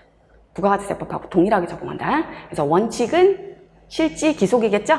그래서 계약서 등에 따르는 내용이겠죠? 자, 그래서 그게 원칙. 그런데 그게 실지 기속이 구분이 안 된다. 그때는 그렇죠. 그 기준이 있었죠. 안분 기준에 따라서 나눠줘라 했었죠. 그래서 감정가액, 기준시가, 장부가액, 취득가액 요거 순서였잖아요. 그죠? 감기장치 요 순서였죠? 그 순서에 따라서 안분해라 했었어요. 자, 그런데 또 예외적인 게 그 안분 기준 적용해야 되는 케이스. 안분 기준에 따라서 그냥 안분해서 적용해야 되는 케이스. 실제 기속이 구분된다 해서 계약서에 써놨지만 믿을 수 없겠다 이 금액을 했었던 적 있었죠. 그거는 그 안분 기준을 따라서 적용한 금액하고 실제 기속에 따라서 나누어진 금액하고 차이가 30% 이상이 차이 난다. 그러면 너네가 실제 기속이라고 넣은 거 못 믿겠다 이거였죠. 그래서 안분 기준에 따라라 했었잖아요. 자, 그 내용이요. 그래서 1번은 30% 이상 차이가 났죠. 그렇게 안분 기준에 따라서 계산한 금액하고요. 실제 거래가액이다 해서 넣은 금액하고 30% 이상이 차이가 난다. 자, 이럴 때에는 그 토지와 건물 가액이 구분이 불분명한 때로 본다. 이 얘기는 안분 기준 적용해라 이거잖아요. 그렇죠? 실제 기속이 구분 안 되니까 안분 적용을 해야 되는 거죠. 자, 그래서 부가가치세법하고 동일했어요. 얘는. 그래서 1번이 맞는 얘기요. 자, 그 다음 2번. 2번은 뭐 여러 번 나왔던 지문이죠. 환지 처분으로 지목, 지번이 변경됐다 또는 보료지로 충당됐다. 양도로 보지 않는다 했었죠. 자, 그 다음에 3번. 자, 주택이란 공부상의 용도가 주택으로 구분된 거겠어요. 주택. 세법은 다 실질과세이죠. 실질과세이기 때문에 자, 주택이랑 공부상의 용도 뭘로 되어 있는지 그게 아니라 상시 주거용으로 사실상 사용되고 있는지, 그죠? 상시 주거용으로 사용되고 있는 건물과 부수 토지를 얘기하는데 사실상 주거용으로 상시 사용되고 있는 걸 주택이라고 얘기를 하는 거다. 자, 그 다음 4번.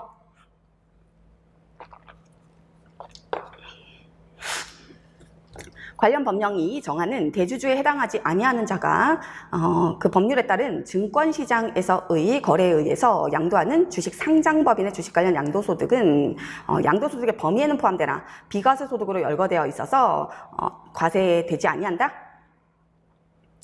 자, 지금 상장주식이죠? 주권 상장법인의 주식, 상장주식이다. 상장주식인 경우에는 어떨 때 과세요? 과세 대상으로 들어가는 거, 이 그룹으로 과세했잖아요. 주식 등은 이 그룹으로 들어가는 거. 상장 주식이다 하면 대주주가 양도한다 또는 장외 거래한다. 자, 그럴 때에는 과세 대상으로 열거가 되어 있죠. 자, 그런데 그 외에는 그럼 대주주 아니다 또는 증권시장에서 거래했다. 그 대주주가 아닌 자가 증권시장에서 거래했다. 자, 이럴 때에는 아예 과세 대상으로 넣지를 않았잖아요. 자, 열거가 안 돼 있다는 얘기요. 그렇기 때문에 자, 양도소득의 범위에 포함되는 게 아니에요. 그렇죠? 과세 대상이 아예 아니다. 열거가 되어 있는 게 아니다. 자, 그리고 비과세 소득으로 열거되어 있는 게 아니죠. 양도소득 비과세 대상은 4가지였는데요. 첫 번째는 파산으로 인한 양도 있었고, 두 번째는 농지에 대한 농지 교환, 분합 이런 것들이 있었잖아요. 그렇죠? 그거 좀 혜택 주는 거다 있었고, 그 다음에 세 번째는 조정금인데 중요하지 않고, 그 다음에 네 번째는 1세대 1주택 있었잖아요. 그렇죠? 자, 그게 비과세 소득이요. 양도소득 비과세. 자, 그렇기 때문에 그걸 아셨어도 이 지문은 틀렸다는 거 알 수 있겠죠?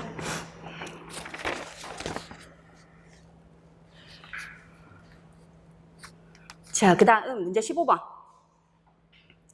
납세 의무와 그 범위에 대한 설명으로 옳지 않은 것. 자, 1번.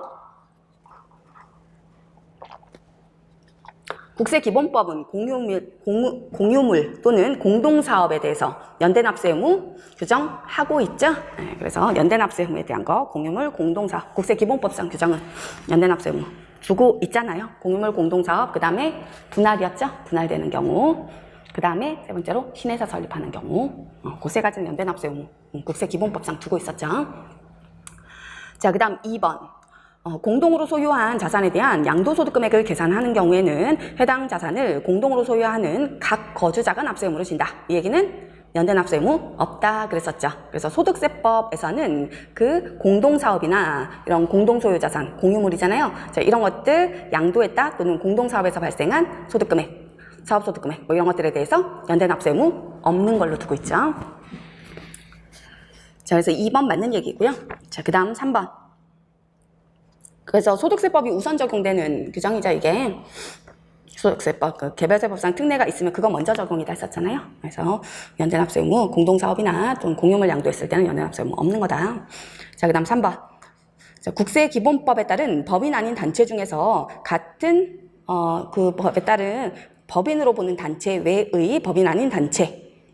자, 법인 아닌 단체 중에 법인으로 보는 단체 외의 법인 아닌 단체다. 이 얘기는 개인으로 보겠다 이거겠죠. 자, 그래서 법인으로 보지 않는 경우, 법인으로 보지 않고 개인으로 본다 하면은 어떻게 분류한다 그랬어요?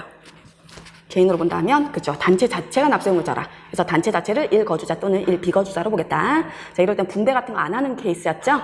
자, 그 다음에 두 번째는 공동사업하는 결로 보는 케이스 있었죠. 공동사업은 분배한다는 얘기죠. 그래서 분배받은 그 각각의 구성원에 대해서 과세를 하게 되는 공동사업으로 의지하는 경우 있었고요. 자, 그리고 작년에 개정된 내용이라고 그랬죠. 요거 합친 것도 있다 했었죠. 합친 거. 그래서 일부만 분배한다. 그럼 분배되는 부분은 뭘로? 공동사업으로 봐서 과세, 구성원한테 과세. 그리고 일부는 분배 안 한다는 얘기잖아요. 그럼 나머지는 그냥 단체가 납세 의무자라. 이거였죠. 자, 이렇게 두 개가 합쳐진 것도 작년에 개정돼서 들어갔다 했었잖아요. 자, 그래서 일부 구성원에게만 이익이 분배되는 것으로 확인되는 경우에 해당 단체는 납세 의무를 지지 않아요. 자, 분배되는 것으로 확인되는 부분, 그 부분은 구성원한테 납세 의무 지워야겠죠? 공동사업으로 봐서 구성원에게 납세 의무를 지우고요. 그리고 나머지 부분은 단체가 납세 의무 져야지. 자, 그래서 3번이 틀렸어요. 자, 그 다음 4번 지문도 뭐 여러 번 나온 거죠. 원천징수되는 소득으로서 종합소득 과세표준에 합산되지 아니하는 소득이 있는 자, 분리과세되는 자, 뭐 이런 자들 얘기했었잖아요. 그런 자들은 그 원천징수되는 소득세에 대해서 납세 의무 져야죠. 납세 의무 져야죠. 그래서 분리과세되는 소득이다. 그래서 내가 소득자인데 나는 분리과세로 끝났는데 나는 책임 없다. 이럴 수 없다 그랬죠. 네. 그래서 국가에서는 그자한테도 소득세 납세 의무 지울 수 있는 거죠. 그래서 징수해 갈 수 있는 거죠. 자, 그 다음 16번. 원천징수와 소득금의 변동통지에 대한 설명으로 옳지 않은 것. 1번.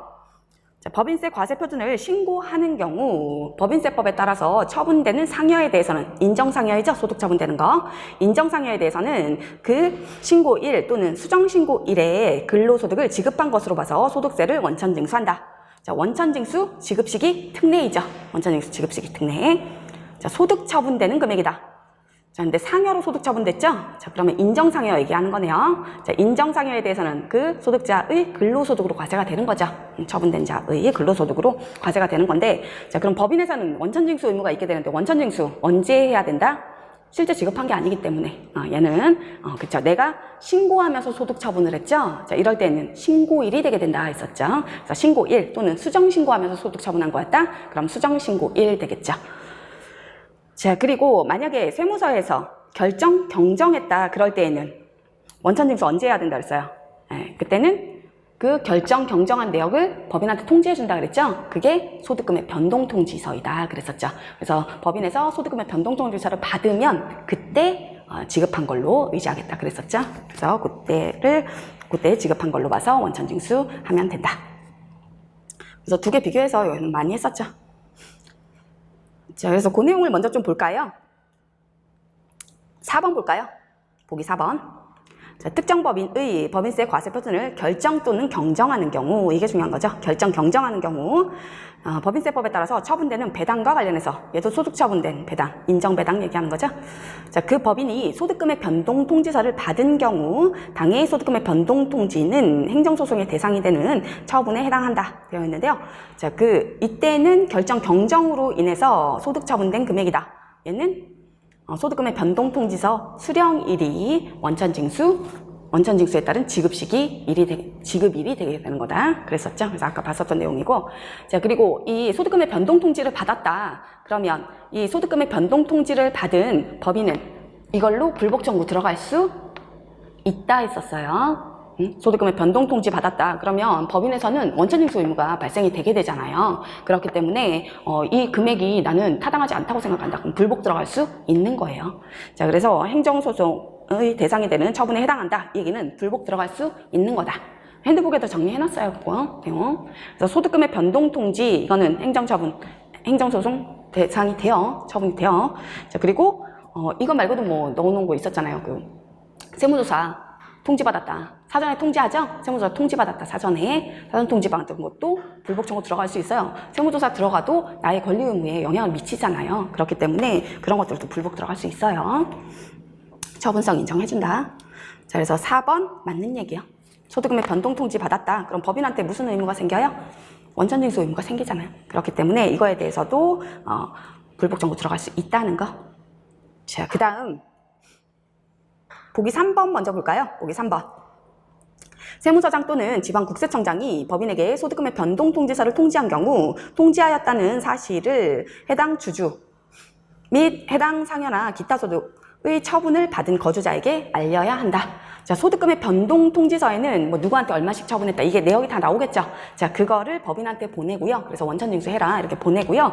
자, 그리고 그 소득자 있겠죠. 기속자. 자, 기속자인 주주나 또는 뭐 임직원 또는 기타 소득으로 처분받은 자 있을 수 있겠죠. 그 외의자들. 자, 이런 자들한테는 소득금의 변동통지 했다는 사실은 통지해주란 얘기야. 그러니까 너한테 곧 있으면 뭐 원천징수 이런 것을 뭐 징수를 한다든지 이런 게 발생이 될 거다. 이거를 미리 알 수 있도록 금액까지는 알려주지 않고요. 통지하였다는, 법인한테 통지했다는 사실은 알려줘라. 얘기야. 사실은 통지해줘라. 자, 그 다음 보기 2번. 이 지문이 사실 되게 좀 지역적이죠. 이해하기도 좀 쉽진 않았을 거예요. 이게 무슨 내용인지 몰랐을 거야. 읽어봐도 이해가 안 됐을 거야. 자, 2번 볼게요. 자, 이자 소득 금액이 자본시장과 금융투자업에 관한 법률에 따른 집합투자재산에 기속되는 시점. 자, 집합투자재산에 기속됐다. 자, 그런 시점에는 당해 이자를 지급하는 자는 원천징수를 할 의무가 있다 되어 있는데요. 자, 집합투자재산에 기속됐다. 자, 이거는 투자기구 있죠. 펀드 같은 거 얘기했었잖아. 집합투자기구. 거기에 기속됐다는 얘기요.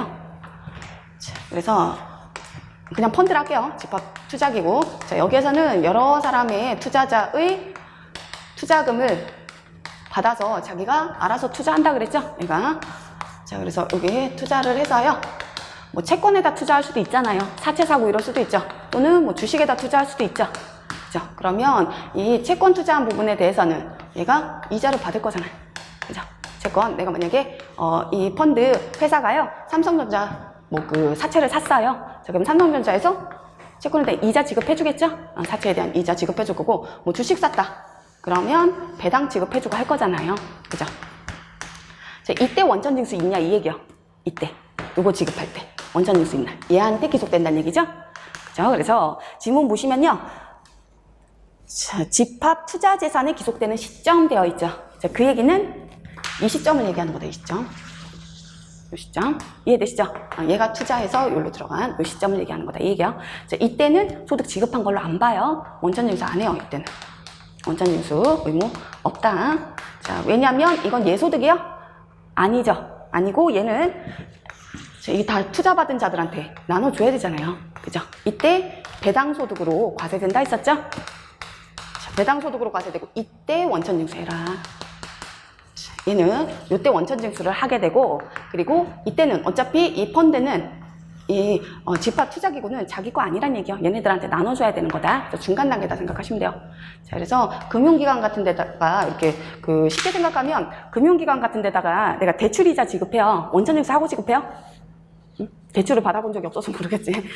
대출 받아서 대출 이자 나가잖아요. 그냥 나가요. 그 대출 이자 나가면 그 은행 입장에서는 이거 자기네 수입 생긴 거잖아요. 근데 원천징수 의무 없어요. 은행 같은 데다 지급하고 이럴 때는 우리 원천징수 대출에 대해서 원천징수 하고 지급할래 이러지 않아요. 원천징수 없어요. 은행에서 지급하는 건 당연히 원천징수가 있지. 그죠? 근데 우리가 지급하는 거 얘기하는 거야. 우리가 은행한테 지급하는 거 원천징수 의무 없어요. 그래서 이것도 마찬가지다 생각하시면 돼요. 은행은 그냥 중간 단계이다 생각하시면 돼요. 보관 같은 개념이다. 그렇기 때문에 얘한테는 뭐도 과세 안 한다 그랬어요? 집합투자기구는. 그치? 법인세도 과세 안 한다 그랬잖아요. 이런 데들은 다 기관 법인이겠죠? 이런 데들 법인세도 과세 안 한다. 법인세 과세하면 얘한테 이중과세 문제 있다 했었잖아요. 그래서 그 내용이란 얘기요. 2번 다시 보시면요. 이자 소득 금액이 집합 투자 재산에 기속되는 시점. 이 얘기는 그 집합 투자기구한테 펀드에다가 지급하는 시점이다. 자, 그 시점에는 원천징수 의무가 있다 되어 있는데요. 그때는 그 소득 금액이 지급된 걸로 보지 않아요. 얘는 그냥 중간 도관이다. 여기에서 이렇게 지급하는 시점에 원천징수하는 거다. 이해되셨나요? 그 내용이요. 자, 근데 그 말뜻도 좀 이해하기가 쉽진 않았죠, 얘가. 그래서 뭐 이런 지문이 또 나오지는 않겠죠. 근데 이게 소득세법에 명확하게 있는 규정이야. 원천징수 있는 파트 있죠. 원천징수 특례로해서 들어가 있는 규정이야. 그래서 이 내용을 잘 이해하시고요. 그리고 그 지문은 그냥 이해만 하시면 된다. 그래서 옳지 않은 거 답은 2번이었죠. 근데 풀기는 쉽진 않았죠. 이 문제는. 자, 그 다음 17번. 국세 우선에 관한 설명으로 옳지 않은 것. 국세 우선권. 자, 1번. 과세표준과 세액을 정부가 결정하는 경우 고지한 해당 세액의 법정기일. 자, 법정기일은 자, 정부가 결정했다. 그러면 그때는 고지서 발송일이다. 그랬었죠? 고지서 발송일.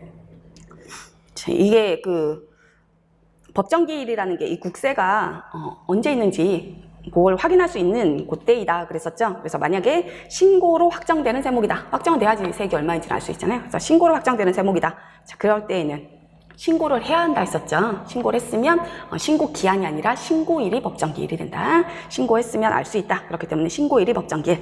그리고 만약에 신고로 확정되는 세목이라도 신고를 안 했으면 그때는 정부가 결정하는 거죠. 자, 그리고 원래 정부 부과 세목이었다. 정부가 결정하는 거 뭐 이런 것들. 자, 이런 것들은 고지서 발송일이 되게 된다 했었죠. 그래서 1번은 뭐 여러 번 나왔던 거고 2번. 자, 납세자가 국세의 법정기일 전 1년 내에 저당권 설정 계약을 한 경우에 짜고 한 거짓 계약으로 간주한다. 무조건 간주예요? 그렇지 않죠.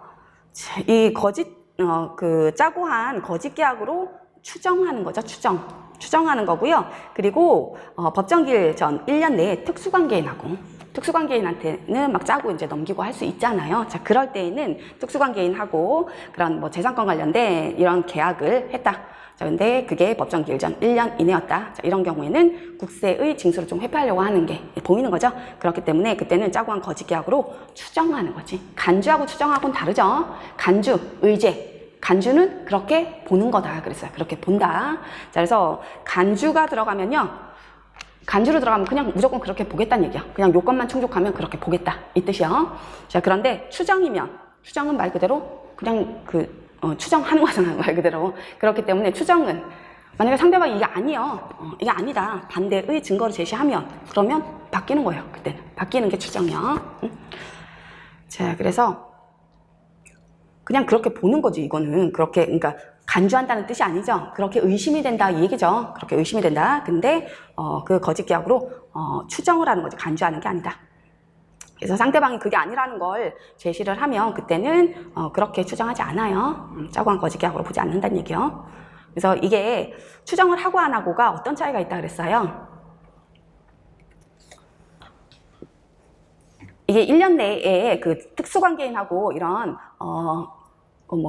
재산권 관련된 이런 계약을 했을 때는 그때는 추정한다 그랬죠. 짜고 한 거짓 계약으로 추정한다 그랬었죠. 추정을 하고 안 하고의 차이점은 원래 이렇게 이거 짜고 한 거짓 계약 아니냐, 너 일부러 재산 빼돌린 거 아니냐, 이러려면 누가 입증을 해야 된다 그랬어요? 그 짜고 한 거짓 계약이라는 거를 국가가 입증해야 돼요. 그거는 주장을 하는 자가 입증해야 되잖아. 자, 그런데 이거는 추정이 들어갔죠? 자, 이러면 입증 책임이 누구한테로 전가된다? 그 납세자한테로 넘어가는 거예요. 그래서 납세자가 이거 거짓 계약 아니야, 이렇게 입증을 하면, 그러면 그렇게 안 볼게, 그 얘기야. 이해되시죠? 근데 그렇게 간주할 수 없지, 당연히. 이걸 1년 전에 특수관계인하고 계약했다고 해서 이게 실제로 내가 뭐 돈 받고 넘긴 거고 막 이런 건데, 실제 양도가 맞는데 무조건 간주하겠다, 이럴 수는 없잖아요, 당연히. 그죠? 그렇기 때문에 간주로 들어가면 안 돼요. 자, 그래서 2번이 틀렸어요. 자, 그 다음 3번. 임금 채권에 대해서 우선하는 저당권부 채권이 있다. 저당권부 채권, 피담보 채권이라 할게요. 저당권이 설정된 채권이 있다는 얘기죠. 자, 그리고 국세 채권이 그 저당권부 채권에 우선하는 경우, 자, 국세 채권이 피담보 채권보다 우선한데요. 그런 경우에는 국세 채권이 임금 채권에 우선한다. 자, 말로 써놓으면 더 어렵다 그랬죠, 이거는. 자, 임금 채권 중에서 최종 3개월분의 임금 채권 또는 재해보상금 또는 최종 3년간의 퇴직급여 이런 거 아니래요. 자, 그 얘기는 우선 변제되는 임금채권은 아니다. 일반 임금채권이다, 이 얘기였죠. 자, 일반 임금채권은 항상 어디로 들어가면 된다 했었어요?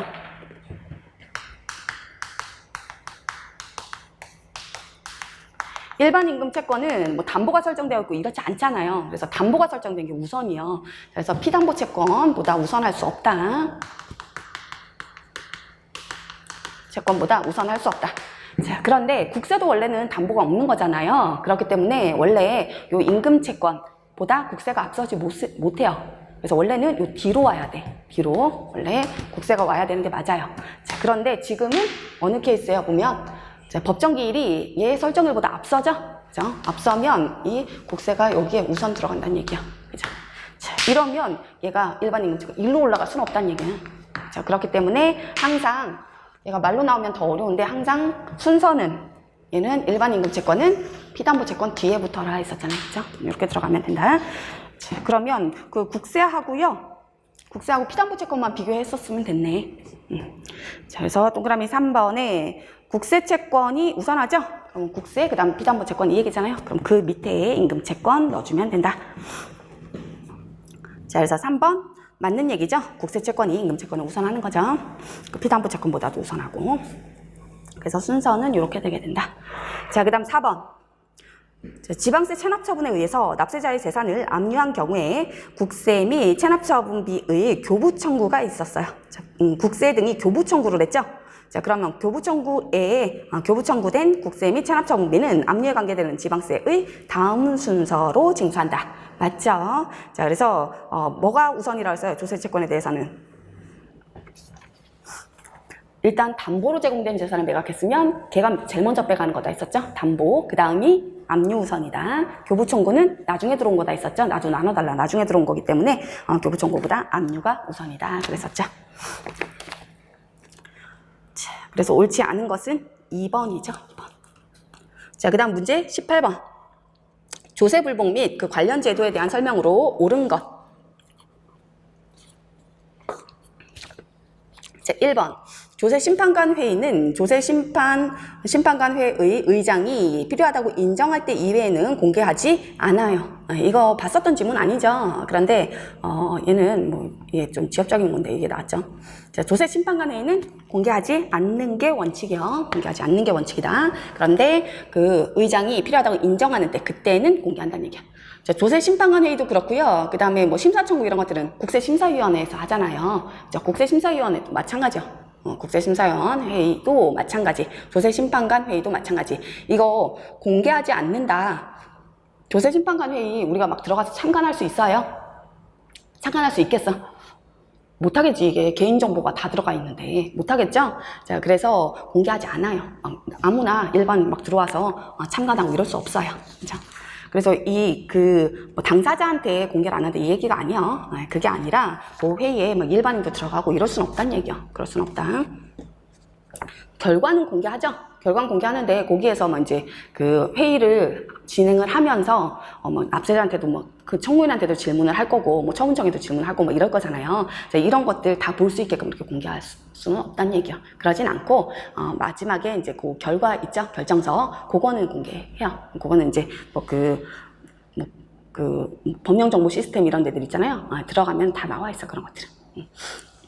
결과는 공개하지만 그 회의를 공개하지는 않는다. 예전에 한번 그 국세심사위원회 회의 있죠. 그거 한번 공개한 적이 있었어요. 국세청에서 한번. 그때 그것도 미리 사전에 접수를 받아가지고 2018년도 말인가 공개한 적 한 번 있었어요. 그러긴 했었는데 그 외에는 공개하지 않는 거죠. 그래서 그때는 뭐 필요하다고 인정하는데 이런 데 해당이 됐다는 얘기죠. 자, 그 외에는 공개 안 하는 게 원칙이다. 자, 그래서 1번이 맞아요. 그 다음에 2번. 행정소송이 계속 중인 국세의 체납으로 압류한 재산은 소에 대한 판결이 확정되기 전에는 공매할 수 있다? 소에 대한 판결이 확정되기 전에 공매할 수 없죠. 그죠? 그래서 만약에 불복 청구에 들어갔다. 자, 불복 청구 들어가면 원래 집행 부정지가 원칙이다 했었죠. 그래서 쭉 진행하는 거다. 뭐 고지서 보내고 도촉장 보내고 쭉 가는 거다 했었죠. 자, 그런데 공매는 할 수 없다 그랬죠. 매각은 못한다 했었죠. 근데 매각할 수 있는 케이스는 어떨 때? 그죠. 괄호 안에 있는 것처럼 부패, 변질, 감량되기 쉬운 재산이다. 자, 그럴 때는 요거 수의계약 사유 중에 하나였죠. 수의계약을 통해서도 넘길 수 있는 거죠. 그래서 빨리 팔아야 되는 게 빨리 팔아야지 이건 오히려 납세자한테 유리하다. 자, 그 외에는 공매할 수 없다. 자, 그 다음 3번. 조세심판원의 재조사 결정에 따른 후속 처분에 대해서는 심사청구나 심판청구 할 수 없다. 할 수 없어요? 그렇지 않다 그랬죠. 원래 이렇게 재결정의 처분에 대해서는 원래 불복 청구 못하는 거죠. 재결정의 처분에 대해서는 못하지만 재조사 결정에 따른 처분이었다. 재조사 결정 나서 처분 나온 거에 대해서 또 다시 그 재조사 결정을 한 재결정에다가 심판 청구나 심사 청구 할 수 있다 그랬었죠. 자, 그 다음 4번. 과태료 부과 처분 취소를 구하는 심판 청구를 했다. 그러면 조세심판원은 그를 심리해서 인용 또는 기각 결정을 해야 한다. 자, 인용 또는 기각으로 들어갔다. 이 얘기는 요건 심리는 통과했다는 얘기죠. 내용에서 떨어졌다 이 얘기죠. 내용에서 못 받아준다 이 뜻인데, 자, 과태료 부과 처분은 불복 사유가 돼야 안 돼요. 불복 청구 안 되는 거 있었잖아. 불복 청구 안 되는 거 좀 전에 봤던 동그라미 3번처럼 재결정 외의 처분에 대한 거 안 된다 했었고, 그 다음에 뭐 감사원의 심사 청구 넣은 거 요거 안 된다 했었죠. 그 다음에 또 조세범 처벌법에 따른 그 통고 처분 안 된다 했었죠. 통고 처분 또는 과태료 부과 처분도 안 된다 그랬었죠. 자, 그래서 불복 사유가 안 되잖아. 이게 불복 청구가 불가능한 처분으로 안 봐주는데, 자, 그런데 불복을 넣었죠. 그럼 얘는 불복 사유 자체가 안 돼요. 요건에서 떨어진다는 얘기야. 요건 심리에서, 형식적 요건에서 떨어지는 거다. 불복 청구할 수 있는 대상자가 청구했냐, 불복 대상이 되냐, 그리고 청구 기한 내냐, 이런 것들은 요건 심리다 했었죠. 그래서 요건 심리에서 떨어지니까 무슨 결정해줘야 돼요? 각하이지, 각하. 보지도 않죠. 자, 그 다음 19번. 서류에 송달 관한 설명 옳지 않은 것. 1번. 서류 명의인, 그 동거인 등 법정된 자가 송달할 장소에 없는 경우로서 서류를 등기 우편으로 송달했죠. 근데 수취인이 부재 중인 것으로 확인돼서 반송됨으로써 납부기한 내에 송달이 곤란하다고 인정하는 경우에는 공시송달할 수 있죠. 자, 그래서 공시송달 사유에 해당되는 거. 자, 등기 우편으로 보냈다. 자, 그런 경우 부재 중이다. 자, 우편으로 보냈는데 부재 중이다. 자, 그런 경우로서 납부기한 내에 송달이 곤란하다. 요거까지 나와야 된다 그랬죠? 자, 그 다음에 또 한 가지는 교부 송달하려고 한다. 내가 찾아갔다, 공무원이. 그럴 땐 2회 있어야죠. 2회. 자, 2회 이상 부재 중인 것으로 확인돼서 송달을 못했다. 자, 그래서 납부기한 내에 송달이 곤란하다고 인정하는 경우 있었죠. 그때는 공시송달 할 수 있다 그랬었죠. 그리고 그 2회 기간의 차이는 3일 이상은 나야 된다. 올해 개정돼서 들어간 내용이다 했었잖아. 그쵸? 근데 얘는 우편 송달한 거죠? 그럴 때는 1회라 그랬어요. 1회. 그리고 송달이 곤란하다. 이게 나와야 된다. 근데 주소 불분명 이거는 송달 곤란 이런 얘기 안 나와도 된다 그랬죠? 안 나와도 공시송달 사유이다. 그 자체가 송달 곤란한 거다. 자, 그 다음 2번. 독촉에 관한 서류는 연대납세 의무자 모두에게 각각 송달. 이건 뭐 여러 번 나왔었죠. 연대납세 의무자에 대한 서류의 송달은 원래 원칙은 대표자를 명의인으로 한다. 대표자. 근데 대표자가 없다면 그때는 국세를 징수하기에 유리한 자를 대표자로 한다. 명의인으로 한다. 그자한테 송달하는 거고, 그런데 다만 서류 중에서 고지와 독촉에 관한 서류는 각각 해줘라 그랬죠. 연대납서의 의무자 모두에게 각각 다 해줘야 된다. 자, 그 다음 3번. 송달할 장소에서 서류를 송달받아야 할 자가 부재 중인 경우에는 송달할 장소에 서류를 둘 수 있다. 자, 부재 중인데 그냥 두고 올 수 있어요? 안 되죠, 이거는. 부재 중인 경우에는 그냥 거기에다 두고 오는 거. 이거는 그 송달할 장소에다가 그냥 서류를 두고 오는 거 우리 뭐라 불렀어요? 그치, 유치송달이라 불렀죠? 유치송달. 유치송달은 어떤 게 있는 경우? 정당한 사유 없이 거부하는 경우. 그 얘기는 있다는 얘기잖아요, 걔가. 그쵸? 그래서 받아야 할 자, 이런 자가 있는데, 명의인이나 또는 그 보충 송달도 가능하죠. 받을 수 있는 그런 뭐 종업원이나 뭐 이런 자들이 있는데 정당한 사유 없이 서류 송달을 거부한다. 그럴 때에는 두고 와도 된다 그랬었죠. 보는 앞에서 두고 와야 된다 했었잖아요.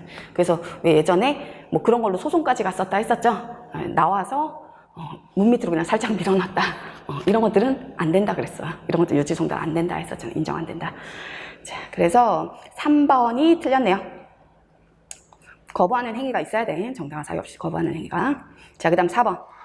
상속이 개시된 경우 상속재산 관리인이 있을 때에는 세법에서 규정하는 서류는 그 상속관리인의 주소 또는 영업소에 송달한다. 얘는 뭐 맞다 넘어가시면 되죠. 읽어보시고. 자, 그 다음 문제 20번. 자, 부가가치세법상 공급할 때 세금계산서 발급 의무가 면제되는 재화 용역 해당되지 않는 거. 세금계산서 발급 의무에 관한 얘기죠. 면제되는 거. 1번. 자, 미용, 욕탕, 유사 서비스업을 경영하는 자가 공급하는 재화 또는 용역이다. 얘는 세금계산서 발급 금지 업종이다 했었죠? 발급 금지. 그래서 공급받는 자가 세금계산서 발급 요청해도 못 끊는다.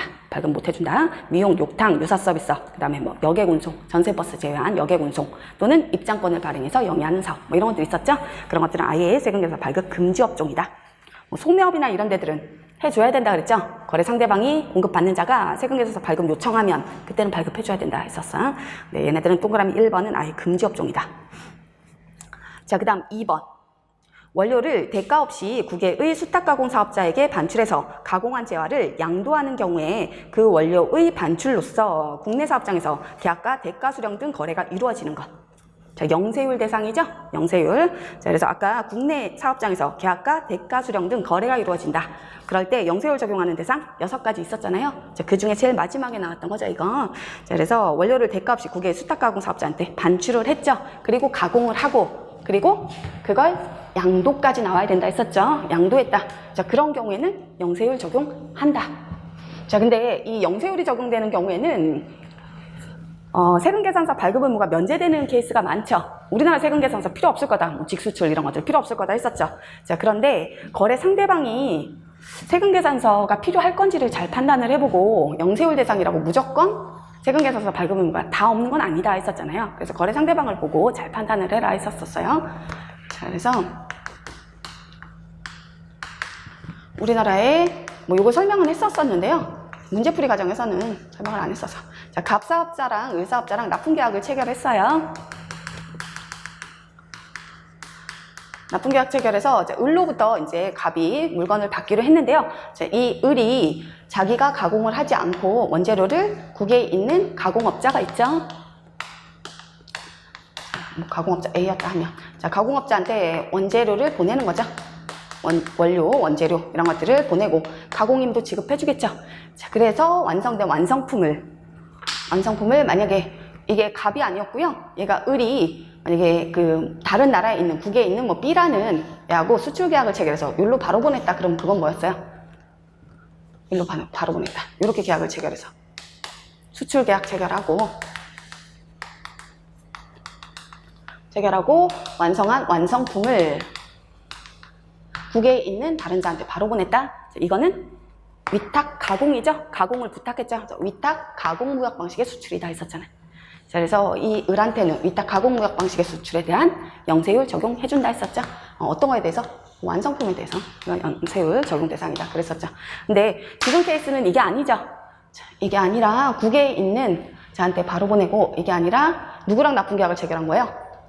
국내에 있는 갑이라는 사업자랑 납품계약을 체결했잖아요. 그러니까 얘가 완성품을 이렇게 다시 국내로 보내겠죠. 자, 그런데 이렇게 국내로 다시 보낼 때 누구 명의로 수입이 된다 그랬어요?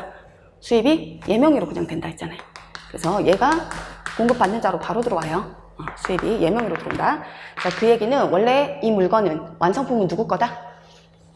얘가 원재료 보내서 가공인도 보내서 얘가 가공한 거잖아요. 그렇기 때문에 원래는 을 거죠. 자, 을 건데 을에서 누구로 명의가 넘어갔다? 갑으로 아예 명의가 넘어간 거죠. 국외에서 양도가 일어나는 거다. 명의가 넘어간 거다. 자, 양도가 되어서 이게 갑명의로 아예 수입이 된다는 얘기잖아요. 그쵸? 자, 이럴 때 요 을한테는 영세율 적용을 해주기 위해서 이 매입세 공제를 해주기 위한 거죠. 사실은 원래는 이 을 입장에서는 요 거래가 지금 국외에서 그냥 양도가 일어났죠. 그래서 국내 사업자 간의 국외 거래이잖아요. 공급 장소가 국내가 아니죠. 공급 장소 국내에 있어야지 과세권이 있다 했었잖아요. 자, 그렇기 때문에 원래는 과세 대상이 아니었어요. 예전에는 아예 과세 대상 자체가 아니었어요. 거래가 이렇게 납품하고 하는 거 있죠. 원래 과세 거래 자체가 아니었는데 그렇다 보니까 얘가 원재료 같은 것들이 이렇게 자기가 매입해서 보내고 했을 거잖아요. 매입세 공제를 못 받는 문제가 생긴다. 과세 거래가 아니니까 그거에 대한 매입세도 공제해주면 안 되지. 자, 그래서 공제를 못 받는 문제가 생기기 때문에 얘한테 요거 매입세 공제를 받게 해주기 위해서 어떻게 한다? 이 원료 반출에 대해서 얘한테 대가받고 하겠죠? 자, 그거에 대해서 영세율 적용해줄게 이렇게 들어간다 그랬었죠. 자, 그래서 보기 2번은요. 원료를 대가 없이 국외의 수탁가공 사업자한테 반출했죠. 그래서 가공한 재화를 국외에서 양도가 일어난 거다. 그래서 양도하는 경우, 양도 거기까지 체크하시면 되죠. 자, 양도하는 경우에 그 원료의 반출로서 국내 사업장에서 계약과 대가 수령 다 이루어지죠. 자, 이럴 때에는 영세율 적용해준다. 을한테 이 원료의 반출에 대해서. 자, 이때는 이 원료의 반출이 과세 대상이 되게 된다 했었죠. 자, 양도 요거 잘 체크하시라고 했잖아요. 양도가 일어나는 경우에는 이 원료의 반출이 과세 대상 그리고 영세율 적용 그랬었죠. 자, 그 얘기고요. 자, 이럴 때는 세금 계산서 발급 의무 없어요. 얘가 누구한테 공급한 거예요? 을 입장에서는. 을은 갑한테 공급한 거지. 자, 갑은 세금 계산서 필요하다. 그죠? 국내 사업자잖아요. 세금 계산서 필요하겠죠? 그렇기 때문에 세금 계산서 발급해야죠. 영세율로 해서 세금을 발급해줘야 된다. 자, 그래서 2번이 발급은 면제가 아니죠. 종전에는 요거는 안 나왔었죠. 자, 영세율이 적용되는데 근데 세금계산서 발급 의무가 있는 거 제일 잘 나오는 게 내국신용장 구매확인서 그거였죠.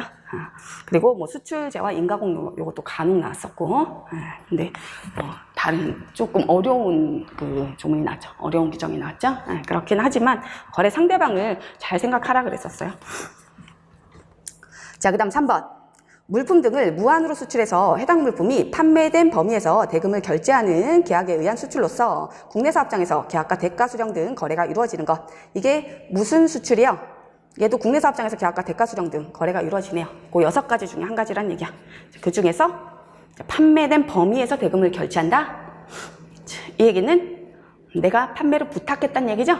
그래서 이게 위탁 판매 수출이요. 위탁 판매 수출. 일단 내 물건 그냥 보내줬죠. 그래서 무한으로 수출했다. 이 얘기는 그냥 보내준 거잖아요. 돈 받고 보내준 게 아니잖아요. 자, 그리고 걔가 팔았죠. 국외에 있는 자가 얘가 판 만큼 얘한테 대금 지급해주고 하는 거잖아요. 자, 그게 위탁 판매 수출이다. 자, 위탁 판매 수출 잘 알잖아요. 위탁자가 있고 수탁자가 있잖아요. 근데 그게 국내 거래가 아니라 국외에 있는 수탁자한테 이렇게 보낸 거다 생각하시면 된다 했죠? 그리고 얘가 그 나라에서 이렇게 팔고 보통 공급망이 없으면 그렇다 했잖아요. 그 나라에서 자기 잘하는 애가 파는 게 낫죠? 그래서 얘가 팔고 그만큼 결제해주는 네요. 자, 그게 위탁 판매 수출이다. 자, 이거 영세율 적용 대상이죠? 영세율 적용 대상이고요. 자, 이때에는 세금계산서 발급해야 되나요?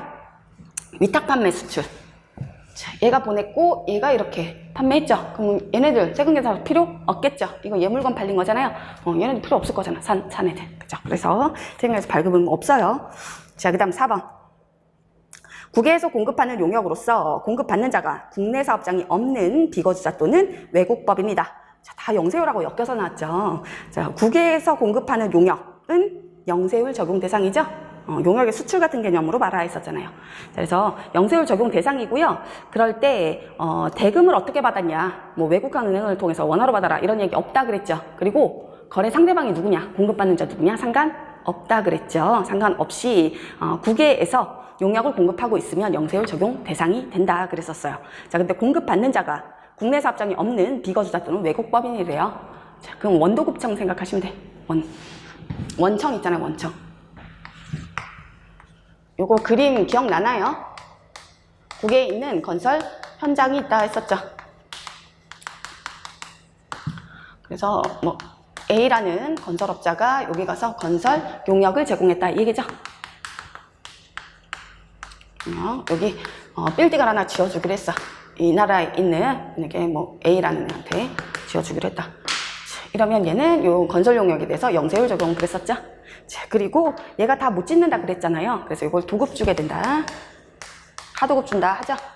그래서 요 하도급자 주식회사 B가 있다. 자, 얘도 여기에 가서 이 건물 중에서 뭐 창문공사 이런 것들은 얘가 있다 그랬었죠. 자, 그때 얘도 요 건설 용역에 대해서 영세율 적용해준다 그랬었죠. 자, 영세율 적용 대상이 되게 된다. 자, 그렇지만 이 A는 여기에 있는 A라는 애한테 둘 다 A네. 갑을로 할게요. 갑을. 자, 갑은 여기 중에서 갑은 A라는 애한테 공급을 한 거죠. 자, 그러면 A라는 애는 세금계산서 필요 없을 거잖아. 자, 국내 사업장이 없는 비거주자 또는 외국법인이다 이 얘기죠. 자, 그럴 때에는 영세율에 대해서 세금계산 발급 필요 없다. 발급할 필요 없다. 자, 그런데 얘는 주식회사 을은 영세율 적용은 되죠. 거래 상대방 상관없다 그랬으니까 영세율 적용은 되지만 얘는 누구랑 거래한 거예요? 얘랑 거래한 거지. 그러니까 얘한테 발급해줘야겠지. 자. 그래서 보기 4번은요. 국내 사업장이 없는 그게 중요한 거죠. 국내 사업장이 없다. 자, 그런 자들은 우리나라 세금 계산 필요 없다. 그렇기 때문에 발급 의무 면제된다. 자, 여기까지 해서요. 지난번에 들었던 9급 시험 문제 해설은 마치는 걸로 하고요. 문제가 쉽지 않았죠. 풀어보니까 사실 더 쉽지 않지. 세부적으로 풀어보니까 그렇죠. 참, 그래도 아까 처음에 얘기했듯이 뭐 70점 정도 넘겼으면 선방했다 생각하시고요. 다음 시험 대비 잘 하셔야겠죠. 해설 강의는 여기서 마치는 걸로 할게요. 고생하셨습니다.